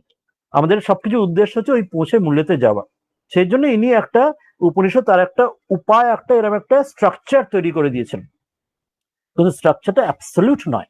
স্ট্রাকচারটা একটা বাচ্চাকে যেমন শেখানো পড়ানোর জন্য এটা বোঝা যাচ্ছে, যখন বাচ্চা বড় হয়ে যাবে তখন তার জন্য ছোট বাচ্চা ছেলে যেমন ছোটবেলায় সে খেলনা গাড়ি নিয়ে খেলে, ছোট পুতুল খেলে, পুতুল রান্নাঘর খেলে। কিন্তু যখন সে বাচ্চা বড় হয়ে যায়, বাচ্চা ছেলে বা মেয়ে, তখন তো খেলনা গাড়ি খেলনা রান্নাঘর থাকে না, তখন তো সত্যিকারে নিয়ে থাকে। সেই রকম এখন আমাদের ছোটবেলায় আমরা এখন আমাদের স্পিরিচুয়ালি উই আর এখন চাইল্ড কিডস, সেই জন্য এগুলো দিয়ে আমাদের শেখানো হচ্ছে, এই পাখির উদাহরণ এসব দিয়ে শেখানো হচ্ছে এটা গ্রস দিয়ে থেকে সূক্ষ্ম দিয়ে তাতে যাবার। যখন সেখানে যাব তখন এগুলো আমাদের কাছে মনে হবে শুধু স্টেপস ছিল, এটা নিয়ে এটার যে তুচ্ছ যেগুলো এখন যেটাকে করবো আমরা খুব বিচার করে ভাবনা চিন্তা করার চেষ্টা করি। ওই জন্য তুরিয়ানি যখন খুব পড়ছেন বেদান্ত নিয়ে, তখন ঠাকুর বলছেন যে বেদান্তর এত যে পড়ছিস, বেদান্ত আলটিমেটলি সার কি, যে ব্রহ্ম সত্য জগৎ মিথ্যা, সেটাই তো আলটিমেটলি সার। কিন্তু সেটা বোঝার জন্য আমরা এটা হেল্প করছি। এটা আলটিমেটলি এটা বোঝার জন্য নয়, এই জগৎকে বোঝার জন্য নয়, বা সৃষ্টিতত্ত্ব বোঝার জন্য নয়, বা শরীরকে বোঝার জন্য নয়, এটার পারে যাওয়ার জন্য, এগুলো মিথ্যা বোঝার জন্য এটার মধ্যে দিয়ে যাচ্ছি, চুলচারা বিচার করছি। এই উদ্দেশ্যটা খেয়াল রাখা, এটাই বোধহয় জানতে চাইছিলেন তো, নাকি আমরা অন্য কিছু বললাম? হ্যাঁ এইটাই জানতে চাইছিলাম। হ্যাঁ এটি এটা অন্নময় থেকে আজকে প্রাণময়তে এলাম, দ্বিতীয় অনুবাদটি হলো। পরের দিন আবার এখান থেকে মনোময়, বিজ্ঞানময় আর আনন্দময়তে ধীরে ধীরে এগোবেন, স্টেপ বাই স্টেপ। মহারাজ, আমি যেটা বলছি ওটার জন্যই কি এই অন্নময়, এই অন্নকে ব্রহ্মের সঙ্গে কিছু তুলনা করছেন, অন্নকেও ব্রহ্ম বলছে? হ্যাঁ, এটাই বললাম, অত্যন্ত রেভারেন্স ফর লাইফ, এটা ভেরি ইম্পর্টেন্ট। এটা আমাদের দেখুন, আমাদের ঠিকভাবে যদি দেখি, ভারতবর্ষে স্বামীজি বার মনে করছেন যে আমাদের, হ্যাঁ আরেকজন হাত তুলেছেন, আপনি বলুন, তারপর একসঙ্গে আলোচনা করবো। হ্যাঁ কেউ হাত তুলেছিলেন, হ্যাঁ বলুন, প্রণাম, বলুন। হ্যাঁ, আপনি এই অন্নময় কোষ যখন পড়াচ্ছিলেন তখন বলছিলেন যে যেরকম একটা পাখির ডান দিকের ডানা, বাঁ দিকের ডানা, এইভাবে একটা ফিগার দিয়ে একটা বোঝানো হচ্ছিল ওটা। ঠিক সেরকম যখন আমরা এবারে আজকে সেটাই আবার যখন আমরা প্রাণময় কোষে যখন ঢুকলাম আর কি, যখন তখন পঞ্চবায়ুর দ্বারা সেটা বোঝাচ্ছিলেন তো? হ্যাঁ, পঞ্চপ্রাণের দ্বারা, হ্যাঁ পঞ্চবায়ু বা পঞ্চপ্রাণের দ্বারা কি হলো, পঞ্চপ্রাণ, পঞ্চপ্রাণ দিয়ে বোঝাচ্ছিলেন। তো পঞ্চপ্রাণের আপনি বলছিলেন ওই জায়গাটা বলছিলেন কি যে সমান যেটা সেটা, হ্যাঁ আকাশ, আকাশ আত্মা, মাথাটা হচ্ছে প্রাণবায়ু, প্রাণ, ব্যান, অপান, উদান, সমান, পাঁচটা আছে। তবে মাথাটা হচ্ছে, ব্যান হচ্ছে দক্ষিণা পক্ষে, যে লেখা রয়েছে স্ক্রিনে দেখা যাচ্ছে, ব্যান দক্ষিণা পক্ষ, ডান দিকে যে পাখির যে ডান দিকের পাখনা, আমার ডান হাত, সেটাকে ব্যান বায়ু। আর বাঁ দিকটা হচ্ছে উত্তর পক্ষ, যেটা তাকে বলা হচ্ছে অপান বায়ু। আর আকাশ আত্মা আমাদের শরীর, যে পাখির যে মূল শরীর, যেটা আমাদের মূল টর্চ, আমাদের যে শরীরের মধ্যভাগ, সেটাকে বলা হচ্ছে আকাশ। আকাশ হচ্ছে সমান বায়ু, সেটাকে বোঝানো হচ্ছে। সমান বায়ুটা আমাদের সমান। ওই প্রাণ পঞ্চপ্রাণের মধ্যে সমান বায়ুটা সমগ্র সমান। শরীরে ইভেনলি হ্যাঁ, ডিস্ট্রিবিউট করে সমগ্র সময় ডাইজেশন। আমরা যদি বায়োলজি দিয়েও দেখি, আমরা যখন খাওয়া দাওয়া করছি আমাদের রক্তের মাধ্যমে আমাদের খাওয়া দাওয়া নির্যাসটা সমগ্র শরীরে, হাত থেকে পায়ের চুল থেকে মাথার মানে পায়ের নখ থেকে মাথার চুল পর্যন্ত গিয়ে আমাদের নিউট্রিশন দিচ্ছে। তো যেন আকাশ আত্মার সমান বায়ুটা সর্বত্র আমাদের ডাইজেশন সবকিছু পৌঁছাচ্ছেন, ইভেনলি ডিস্ট্রিবিউট করছে আমাদের। আকাশ আত্মা হচ্ছে সমান বায়ু। আর পৃথিবী পুচ্ছং প্রতিষ্ঠা, যে পৃথিবীর উপর আমরা যখন ব্যালেন্স করে রয়েছি আমরা, সেটা পৃথিবীর আমরা এটা অপান বায়ুকে এবারে ব্যালেন্স করছি। হ্যাঁ হ্যাঁ। এবারে সমান বায়ু আর আপান বায়ু এই দুটো দিয়েই কি বলছিলেন যে পৃথিবীর মধ্যে যে আমরা ব্যালেন্স হয়ে রয়েছি এই দুটো হ্যাঁ। মাধ্যমেই? অপান বায়ুটা নিম্ন দিকে যায়। অপান বায়ু আমরা যে ডিফিকেশন করি, আমরা যে হ্যাঁ, আমাদের হ্যাঁ। ফ্যাটাস পাস হয়, তা সেটা অপান বায়ু নিচের দিকে যাচ্ছে। আর সেটাই আমরা ঠিক যেমন আপনারা যদি ফিজিক্সে দেখেন, একটা থ্রাস্ট যখন একটা রকেট আকাশে ওঠে, রকেটের কি করে মতন। ওঠে, রকেট আকাশে ওঠে, যারা ফিজিক্সে জানি যে গ্র্যাভিটেশনাল, পৃথিবী যেটা গ্র্যাভিটেশন একটা ফোর্স আছে, ফোর্স নাহলে দিয়ে সেটার যাবে। মধ্যে হ্যাঁ, মানে যদি ওপরে পৃথিবী থেকে যাবে। চাঁদে পাঠাতে হয়, সেটা গ্র্যাভিটেশন ফোর্স থেকে আরো থ্রাস্ট দিয়ে সেটাকে পারে চলে যেতে হবে, যাতে তবে পৃথিবীর সোলার সিস্টেমের বাইরে বাইরে চাঁদে যাবো।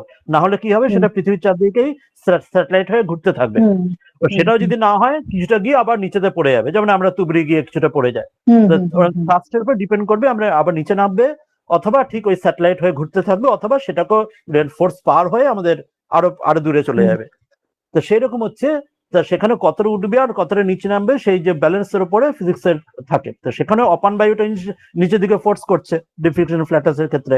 আমরা লুজ মোশন আমাদের যখন হয়, তখন আমরা পেরিস্টালসিস যেটা হয় না, আমরা যেটা বমি যেটা হয়, যখন আমরা গন্ডগোলটা উল্টো পেরিস্টালসিস উল্টো দিকে হয়, তখন বমি হয়ে যায়। নর্মালি এমন আমাদের ভেতরে বাল্ব রাখা আছে, আমরা যদি জল খাচ্ছি, ধরুন জল খেয়ে যদি আমি উল্টো করে আমাকে ঝুলিয়ে দেওয়া হয়, ধরুন যেটা আমরা শীর্ষাসন করি, তাহলে এক বিন্দু জলও বেরোবে না আমার পেট থেকে। মানে আমাদের ভালভগুলো এমন, আমাদের পেরিস্টালসিস এমন একটা ভেতরে, কতটা জোর দেখুন তাহলে, বায়ুর জোর, মানে এক ফোঁটা জলও বেরোবে না। আপনি যদি একটা বোতল শিশু উল্টে দেন, সব জল বেরিয়ে যাবে। কিন্তু আমি যদি জল ভর্তি করে খেয়ে আমি যদি শীর্ষাসন করি, বা আমাকে ধরে উল্টে ঝুলিয়ে দেয়, এক ফোঁটা জল, মানে সুস্থ মানুষের এক ফোঁটা জলে মুখ থেকে বেরোবে না। পুরোটা ওরা কিন্তু পাইপের মধ্যে, ভালভের মধ্যে ধরে রাখবে সুস্থ শরীরে। অসুস্থ হলে সেটাই বমি হয়ে বেরোয়। আবার যখন লুজ মোশন হয়, তখন নিচে দিয়ে বেরিয়ে, মানে বায়ুটার কতটা তার ফোর্স দেখুন, যখন ঠিকভাবে ধরতে পারে, ও গন্ডগোল হলে কত অসুস্থতা।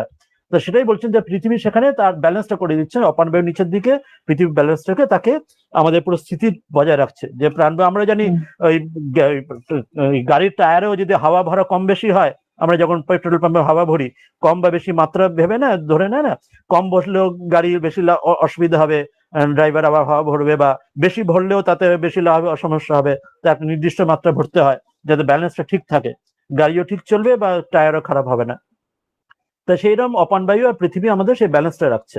সেটাই যেমন অসুস্থতা হচ্ছে, আমাদের কোনো স্ট্রোক হচ্ছে, বা যার মাথা ঘুরে যায়, আমাদের যখন আর্থকুয়েক, আমাদের দুর্ভূমিকম্প হচ্ছে, পড়ে যাই আমরা, বা বয়স হলে আমরা কোনো মাথা ঘুরে পড়ে যায়, অ্যানিমিয়া হলে পড়ে যায়, মাথা টলতে থাকে ইত্যাদি, খাওয়া দাওয়া না করলে পড়ে যায়, মাথা ঘুরে যায়। তো সেই নর্মালি পৃথিবীতে ব্যালেন্সটা রাখছেন এই আমাদের বায়ুর এটার মাধ্যমে। যখনই এটা ডিসব্যালেন্স হয়ে যাচ্ছে, আমাদের অসুস্থতা হচ্ছে।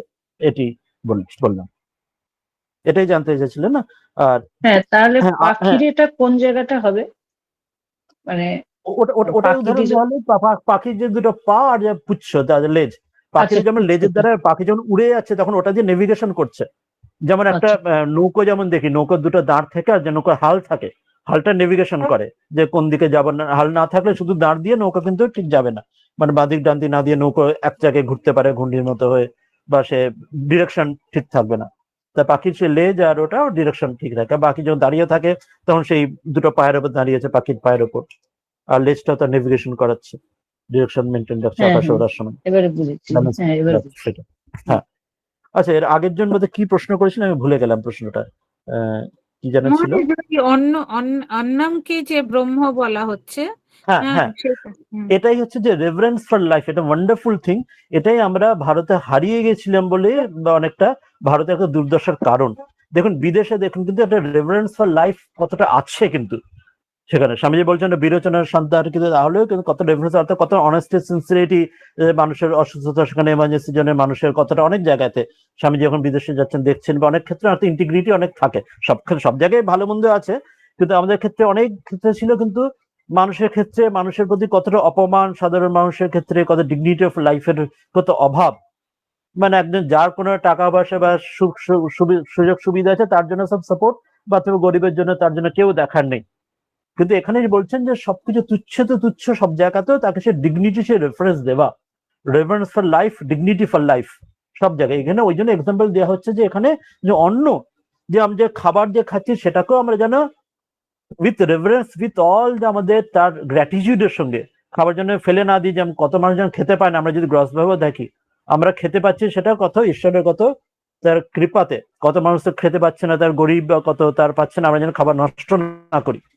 তো সেখানেও এখানে সব জায়গায় বলছে যে অন্যের মধ্যেও সেই গ্র্যাটিটিউড, তাকেও যে ঈশ্বরের কৃপাতে তিনি, আমরা যে ব্রহ্মা প্রণাম যেটা আমরা গীতার ৪র্থ অধ্যায় ২৪ নম্বর শ্লোক রামকৃষ্ণের সঙ্গে বা বাইরে অনেক সময় করা হয়, এটি প্রার্থনা করা হয় খাওয়ার আগে, যে ব্রহ্মরূপে তাকে দেখা, অর্থাৎ যেন ঈশ্বরই সেই রূপে খদ্দ রূপে আমার মধ্যে আসছেন।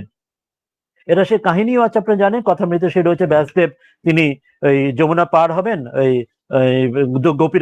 গোপীরা পার হতে চাইছেন, তো ব্যাসদেব বলছে আমার খিদে পেয়েছে খাওয়াও, তো সব খাওয়া দাওয়া ননি দুধ সব খেয়ে বলছেন কিছু খাইনি, তখন বলছেন যদি না খাই তাহলে তুমি যমুনা ভাগ হয়ে যাবে, আমরা পার হয়ে যাবে, তখন রাস্তা পার হয়ে গেলেন। তো সেখানে বলছেন অর্থ কি বলছেন, অন্নম ব্রহ্মরূপে, সেখানে সেই ভাব যে আমার মধ্যে হৃদয়ে তিনি পরমাত্মা, তিনি খাচ্ছেন। অর্থাৎ খাওয়া দাওয়াটা শুধু গ্রস, আমাদের শুধু রসনার জন্য নয়, আমরা সাধারণত রসনার জন্য খাই, আমাদের টেস্টের জন্য খাই আমরা জগতে, কিন্তু সেখানে মনে করা হচ্ছে তার জন্য কি রেফারেন্স, আমরা খাওয়া দাওয়া নিজের সুখের জন্য খাচ্ছি না। একটা হচ্ছে নিজের হৃদয়ে যে ইষ্ট রয়েছেন, হৃদয় ভগবান রয়েছেন, তাকে খাওয়াচ্ছি, আর এখানে যাকে খাচ্ছি তিনিও ব্রহ্মই, সেই ভগবানই সেই রূপে এসছেন, ভগবান সেই রূপে এসে আমাকে কৃপা করছেন। মানে কতটা উচ্চ একটা চিন্তা, যে গ্রস ভাবে যেটাকে অন্যকে তাকে ব্রহ্মরূপে চিন্তা, তাহলে আমরা অন্ন নষ্ট করবো না, আমার কারোর প্রতি আমরা তার প্রতি কোনো তুচ্ছতাচ্ছিল্য, যে নিম্ন আমাদের চিন্তা আসবে না, এবং তাতে আমরা খারাপ জিনিস খাবো না, বা লোকে যেমন নানা খেয়ে নিজে অসুস্থ হয়ে পড়ে, নানা রকম উল্টো পাল্টা খেয়ে, সেটাও হবে না। উইথ অল রেফারেন্স এই জিনিসটা এখানে নেওয়া হচ্ছে। যেটা উদাহরণ দেওয়া হয়েছিল যে প্রথম প্রধানমন্ত্রী বলা হয়েছিল, যখন আমরা বলেছিলাম ওই সেই প্রত্যক্ষ বায়ু, এই বায়ু তোমাকে, এয়ারকে তোমাকে প্রত্যক্ষ ব্রহ্ম বলবো, সেখানে যখন বলা হয়েছিল, এখানে তারই একটা এক্সাম্পল নেওয়া হলো। যেটা আগের দিন আমরা আর একটা এক্সাম্পল নিয়েছিলাম, যেটা আমরা জাস্ট গ্রস এক্সাম্পল, যেটা মনে হতে পারে হাস্যকর, কিন্তু সেটাও তো আমরা এইভাবে কত ডিপলি সেটা সিম্বলিক। আমরা বলছি আমি ইন্টারনেটের মাধ্যমে পড়াশোনা করছি, অর্থাৎ ইন্টারনেটই জানো, তাকে প্রার্থনা করছি যে ভগবান, হে ব্রহ্ম, তুমি ইন্টারনেট হয়ে নেটওয়ার্ক হয়ে আমার কাছে এসেছে বলে আমরা, কারণ তবেই তো আমরা এটা পড়ছি।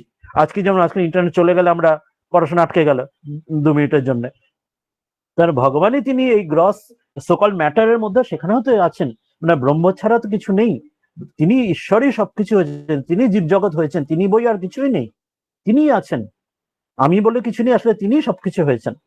অর্থাৎ সেখানে ইন্টারনেটকেও জানা তিনি, তাকে যখন তাকেই আমরা শ্রদ্ধা, তাকে প্রার্থনা, তাকে রেফারেন্স, কৃতজ্ঞতা জানাচ্ছি যে হে ভগবান, তুমি ইন্টারনেট নেটওয়ার্ক হয়ে এসছে বলে আমরা এই পড়াশোনা করতে পারলাম। এখানে তো অন্য কথা এইভাবে ব্রহ্ম বলে প্রার্থনা, আর যেমন সেই শুরুতে ওই শান্তি মন্ত্রেতে ওনাকে প্রার্থনা করা হয়েছিল, ওই ব্রহ্ম বায়ুকে প্রার্থনা করা হয়েছিল, এই ভাবটা, এটি ভাব বলা হচ্ছে। হ্যাঁ বলুন, এটাই জানাচ্ছিল হয়তো। হ্যাঁ মহারাজ। তাহলে আর কোনো প্রশ্ন আছে, নাহলে আমরা এই শান্তি মন্ত্র আরেকবার করে আমরা শেষ করব।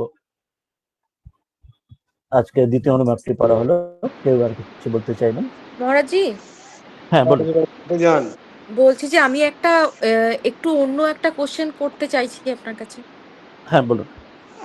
বলছি যে এই যে আমি খাবার নিয়ে একটা কোশ্চেন করতে চাইছি, যে ধরুন কোনো একজন মানুষের কোনো চিকেন বা মাটন কিছু খেতে ইচ্ছা করলো, এবার সে যখন বাজারে গিয়ে ওটা কিনছে, তো যে যার কাছ থেকে কিনছে, যে দোকানদারের কাছ থেকে কিনছে, বা তো ওই ওটা তো ওই চিকেনটাকে তো মারতে হচ্ছে, তো এইটা মারার জন্য তো মানে দোষী কে হচ্ছেন, মানে যে খেতে ইচ্ছা করছেন তিনি, না যিনি ওটাকে ওনার ওই কাজের জন্য মারতে হয়েছে তিনি, না যিনি বিক্রি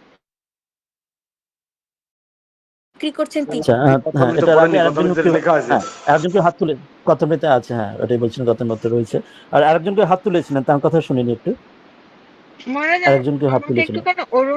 অরুন্ধতী ন্যায়টা একটু বুঝিয়ে দেবেন আরেকবার, জাস্ট হ্যাঁ আপনার যদি দেরি হ্যাঁ হয়ে না অরুন্ধতী থাকে ন্যায়, বা হ্যাঁ আগের দিনে বলা হয়েছিল অরুন্ধতী ন্যায় যে এই যেগুলি পড়া হচ্ছে এগুলো অরুন্ধতী ন্যায়ের মতোই বোঝানো হচ্ছে, অর্থাৎ গ্রস থেকে স্যাটেলে যাওয়া। গ্রস থেকে স্যাটেলে যাওয়া মানে যেমন আমরা ধরুন অরুন্ধতী নক্ষত্র অত্যন্ত সূক্ষ্ম বলে সহজে চোখে পড়ে না, তো ওই গাছের আড়াল থেকে যেমন চাঁদটা খুব গ্রস আমাদের চোখে পড়ে, তো এইভাবে তাকে বোঝানো হয় কারণ মানুষকে ওই দেখো যে গাছের ফাঁক দিয়ে ওই যে দেখা যাচ্ছে ওটাকে চাঁদ। এবার চাঁদের পাশে তবে অন্য কোনো নক্ষত্র যদি যেগুলো থাকে সপ্তর্ষি ইত্যাদি যেমন যে নক্ষত্র থাকে, চাঁদটাকে একটা ওখানে ফোকাস করে সেটাকে একটা পয়েন্ট করে সেখান থেকে দেখা যাচ্ছে ওটার থেকে এই ডান দিকে এতটা দূরে দেখো আর একটা নক্ষত্র আলো দেখতে পাচ্ছি, ওটা হচ্ছে এই নক্ষত্র, ওটা একটু চাঁদটা একটু সূক্ষ্ম, সেখান থেকে তাহলে ওটা বুঝে গেল চিনলো। ওখান থেকে আর একটা বাঁদিক বা উঁচু বা সাইডে একটা দেখো ওটা একটা ওটা আরো সূক্ষ্ম, ওটা নক্ষত্র, এরকম করে করে করে অরুন্ধতির সবচেয়ে সূক্ষ্মটা এই একটা কোণেতে দেখালো। তো এই কিন্তু প্রথমেই যদি অরুন্ধতি বলতো ওই কোণে দেখো তার চোখ ওখানে পৌঁছবে না, এত সূক্ষ্ম ওটা, ওই জন্য গ্রস থেকে সূক্ষ্মে দেখানো। এখানেও তাই হচ্ছে আমাদের যে ব্রহ্মজনীর মোস্ট সূক্ষ্ম যিনি অব্যক্ত তাকে ক্ষিতিয়ব তেজ মরুদ্ভূমে গ্রসে নিয়ে এসে অন্নময় কোষ থেকে প্রাণময় এরপরে মনোময় বিজ্ঞানময় আনন্দময় করে তাকে দেখানো হবে এইভাবে। তো ওই প্রশ্নটা আলোচনা আজকে সময় হয়েছে, তাহলে আমাকে পরের দিনে আসবে নাকি? অনেকটা তো সময় হয়ে গেছে, আর একটু বিস্তার ওটা আলোচনা হয়তো দরকার। ঠিক আছে মহারাজ, আরেকজন যেটা পরের দিন প্রশ্ন করলে করেছিলেন, হ্যাঁ কারণ আজকে সময় তো অনেকটাই হয়ে গেছে, কেউ কেউ আরো বলছেন সময় হয়েছে। ঠিক আছে প্রথমে মহারাজ, করবেন, পরের দিন। হ্যাঁ আপনি দেখবেন, হ্যাঁ ওই কথামৃতেও দেখবেন ওই আছে, আর বেদ গীতাতেও দেখবেন সেখানে রয়েছে, বাকি পরের দিনে আসছে। হ্যাঁ ডক্টর সরকার কিছু বলছিলেন, হ্যাঁ হ্যাঁ না, আপনার খাওয়ার টাইম হয়ে গেছে মহারাজ। সে ঠিক আছে, ও কিছু না। কিন্তু আর ওইটা ওই দেখে নেবেন একটা, যেমন বলছি মানে ওই ব্যাদ বললাম কথামৃত উনি বললেন ওটা রয়েছে যে প্রত্যেকে নিজে যে যে সকাম বা নিষ্কাম তার উপর তার প্রত্যেক কর্মের ফল নির্ভর করবে প্রত্যেকে। আর কালেক্টিভ কর্ম কিন্তু যার সঙ্গে আইডেন্টিফাই যেরকম যা করছি তার উপর তার কর্ম তার আসবে। সুকৃতি দুষ্কৃতি, যেমন শ্রাদ্ধের একটা উদাহরণ একটা কর্ম দেওয়া আছে, কথামৃত উদাহরণ দেওয়া আছে। আবার ব্যাদ গীতাতে দেখুন, ব্যাদ তিনি কিন্তু সব হত্যা করছেন, কিন্তু তার উপর কিন্তু তিনি কিন্তু ব্রহ্মজ্ঞানী, তিনি ব্যাদ মানে কষায়ের কর্ম করছেন, কিন্তু তার কিছু অর্থাৎ যখনই আমি সব কর্মের পারে যেতে পারবো তখন কিন্তু আমি তার পারে চলে যাব। আর নির্ভর করছে সবকিছু তাকে ঈশ্বরে অর্পণ করে, ইষ্ট অর্পণ করে। আমরা তো এই মুহূর্তে ব্রহ্মজ্ঞানী না হয়ে আমাদের মধ্যে অনেক কিছু কাম ক্রোধ ইত্যাদি অনেক কিছু আছে, কিন্তু আমরা যা কিছু করবো ধীরে ধীরে স্টেপ বাই স্টেপ আমরা মানে নিঃস্বার্থ হওয়ার চেষ্টা করে, রাতারাতি আমাদের যদি বলে সেটা হবে না। যেমন মায়েরই জীবনে আছে, মা সে একজন কেউ চাকরিতে কোথাও চুরি চামারি বা 2 নম্বরে কিছু হয়, তা চিঠি লিখছেন বোধে আমি চাকরি ছেড়ে দেবো ইত্যাদি, কিনা মা কিন্তু তাকে রাতে ছাড়তে বলছেন না। আমাদের মনে হয় যে পুরোপুরি ছাড়লে একদম তার সততা উচিত, কিন্তু মা বলছেন না, এখন যদি সে সংসারের জন্য এই চুরি চামারি করছে, এখন যদি এটা ছাড়ে উল্টে সে আরো কিছু, সে অন্য কিছু আরো চুরি চামড়ি বা ইত্যাদি সে করবে। সেখানে স্টেপ বাই স্টেপ সেটা করে ধীরে ধীরে সে গ্রস থেকে সেখানেও স্টেপ বাই স্টেপ তাকে এগোতে হবে। এই জন্য রাতারাতি নয়, কিন্তু যা কিছু আমরা করছি আমাদের মধ্যে সেটা আমরা আমাদের জন্য যেটা আছে আমরা ভগবানকে অর্পণ করে, তাকে ঈশ্বরের প্রার্থনা করে তাকে অর্পণ করে, ওই জন্য প্রসাদ রূপে গ্রহণ করি আমরা যা কিছু, সেখানে প্রসাদ রূপে গ্রহণ করার জন্য। হ্যাঁ আরেকজন একটা প্রশ্ন করেছেন উদান কোথায় আছে, এখানে উদান বায়ুটা আলাদা করে উল্লেখ করা নেই। আমরা যেহেতু এখানে 4টে উদাহরণ দিয়ে, যেখানে অলওয়েজ বলা হয়েছিল যেটা এক্সাম্পল হিসেবে তিনি নিচ্ছেন, একটা সিম্বলিক হিসেবে নিচ্ছেন, যেমন বলা হয়েছিল না যে সেই বাঘের মতো কেউ তার সাংঘাতিক বলে তেজিয়ান হলে বাঘের মতো তার যে লেজ থাকতে হবে, নট নেসেসারি। তো কিছু কিছু এক্সাম্পল তার নিচ্ছেন, ওই জন্য উদান বায়ুর কোনো এক্সাম্পল এখানে দেওয়া নেই। আজকে যে ওই প্রাণবায়ু আর ব্যান বায়ু অপান বায়ু সমানবায়ু বলা হলো, সবগুলো এক্সাম্পল দেওয়া নেই, এটা জাস্ট সিমিলি হিসেবে নেওয়া হলো একটা, সেই জন্য প্রত্যেকটাই থাকবে নট নেসেসারি, এখানে জাস্ট সহায়ক রূপে নেওয়া হচ্ছে। এটা একজনকে প্রশ্ন করেছেন উদান বায়ুটা কোথায়, তো উদান বায়ুটা এটা জাস্ট সহায়ক রূপে, এটা একটা স্ট্রাকচার দেওয়া হয়েছে, গ্রস স্ট্রাকচার আমাদের বোঝার সুবিধার জন্য। আমরা আগেই বলেছিলাম এটা নট নেসেসারি যে একদম খুব টু দি পয়েন্ট এটাকে প্রত্যেকটা জিনিসকে বোঝানো হচ্ছে, এটাকে সেটা গ্রস একটা এক্সাম্পল নেওয়া হচ্ছে, এটাকে বুঝিয়ে এটা পারে যাওয়ার জন্য, এখানে আটকে থাকার জন্য নয়। আলটিমেটলি আমরা ছোটবেলা থেকে অঙ্ক শিখে এখন লাস্টে ধীরে ধীরে ক্যালকুলাস অ্যালজেব্রা করে হায়ার থেকে হায়ার, সূক্ষ্ম থেকে সূক্ষ্ম চলে যাই, পারমিউটেশন কম্বিনেশন স্ট্যাটিস্টিক্স শিখি। এখানে ওই জন্য উদান বায়ুটা এখানে বোঝানোর দরকার মনে করেননি, যেটুকু বোঝানোর জন্য যেটুকুতে ওনার কাজ হয়ে গেছে সেটুকুতেই উনি আটকে থেকেছেন, তার বাইরে যাননি।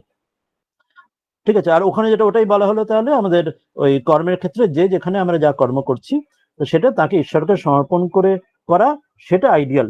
এবার যিনি যেখানে যতটা পৌঁছে গেছেন, ব্যাদ গীতার ক্ষেত্রে তিনি যেহেতু ব্রহ্মজ্ঞানী হয়ে গেছেন, তার কিন্তু কর্মের জন্য তার কোনো এফেক্ট হচ্ছে না, কিন্তু অন্য কেউ যদি সকাম কর্ম করে, যে সকাম ভাবে যিনি করছেন, সে আপনার সে ভেজ নন ভেজ যাই হোক না কেন, তার সকাম কর্মে তিনি তার ফল পাবেন। তিনি তার যে সুকৃতি দুষ্কৃতি যেমন যা করছেন তিনি তার যা ফল পাবেন। আমরাও যা কিছু তারা প্রত্যেকে ওই জন্য ঈশ্বরের সমর্পণ করে করা, সেটা করলে তার থেকে আমরা শুদ্ধতা চিত্তশুদ্ধি আসবে। সেটা বাই ওই ভেজ নন ভেজের ক্ষেত্রে এটা প্রশ্ন ওখানে নয়, সেখানে কোনো খারাপ বা ওরকম প্রশ্ন এখানে ব্যাপার নেই। সেটা নির্ভর করছে প্রত্যেকের কর্মের, তার মেন্টাল স্থিতির উপরে তা নির্ভর করছে। এটা খুব সংক্ষেপে আছে করা হলো, যেহেতু সময় হয়ে গেছে। কিন্তু এটা ক্লিয়ার, যেটি কি বলার ছিল নাকি পরদিনের বিস্তারে আসবো? হ্যালো, মহারাজ একটু বিস্তার করে বললে একটু ভালো হয়। পরদিনই তাহলে পরদিনই তো শুনবো। পরদিনই করলেই ভালো। আজকে সময় হয়ে গেছে তো তাড়াহুড়ো করে, অন্যরা হয়তো সকলে অনেকটাই সময় হয়ে গেছে। এটা পরের দিনে বিস্তার করে ভালো। আজকে শুধু সামান্য বলা রইল। পরের দিন আরো প্রশ্ন করে নেবেন, আরো নিজেরা ভাবুন, পড়ুন কথামৃত আর বাদ গীতাটা। পরের দিনে ওই কর্ম সিদ্ধান্তটা পরের দিনে আরো বিস্তারে আসবে। গ্রুপে এর মধ্যে চাইলে দিয়ে রাখতে পারেন এই বিষয়ে কোনো প্রশ্ন বা আলোচনা এর মধ্যে। আজকে তাহলে আর প্রশ্ন না থাকলে শেষ করি শান্তি মন্ত্র করে। এটা মহারাজ অসাধারণ, মানে দারুণ করেছেন। কোনটা? এটা? হ্যাঁ, এই যে ওটা বায়ুর সঙ্গে হ্যাঁ, হ্যাঁ, হ্যাঁ, পঞ্চভূত হ্যাঁ, এটা অসাধারণ এটি দেওয়া হয়েছে। মানে ওই মন্ত্রটাই আমরা করে আমরা শেষ করি। এই মন্ত্রটা পড়ে নি, আমরা পরে শেষ করে। আগে তো দেওয়া হয়েছে, তো সবার তো দেওয়া আছে।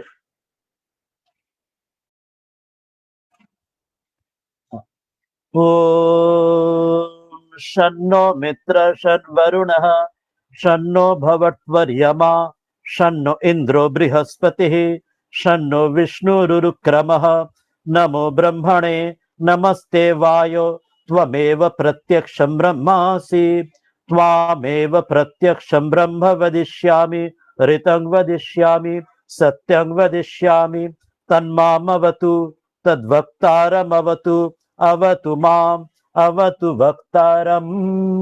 ओम शांति शांति शांति। हरि ओम तत्सत्। श्री राम कृष्णार्पणमस्तु।